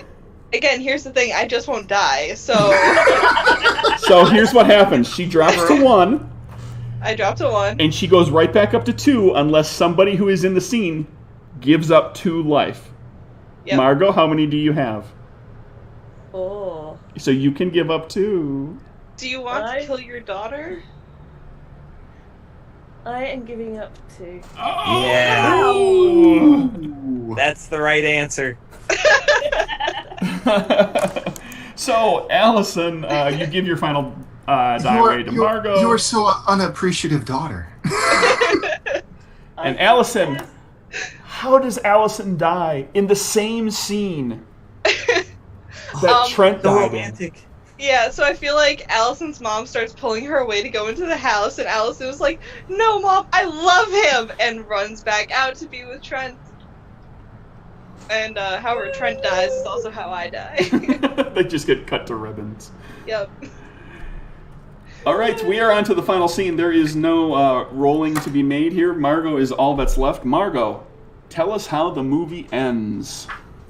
Okay, the movie ends with Margot falling to her knees with her head in her hands, screaming about the loss of her daughter. She has no one left in this weird, mucked up country. Last producer point. Yeah. Sheriff reassembled with little bits of like screws and cyborg parts and everything else like that comes like clomping into the garage and says, "Why are you crying?" Take it away, Margot. It wasn't supposed to end like this. My daughter wasn't supposed to die as well. It was supposed to be me. And credits. Yes. And that is our movie, everybody. Well done. What nicely set up for a sequel with Margot avenging her daughter's death.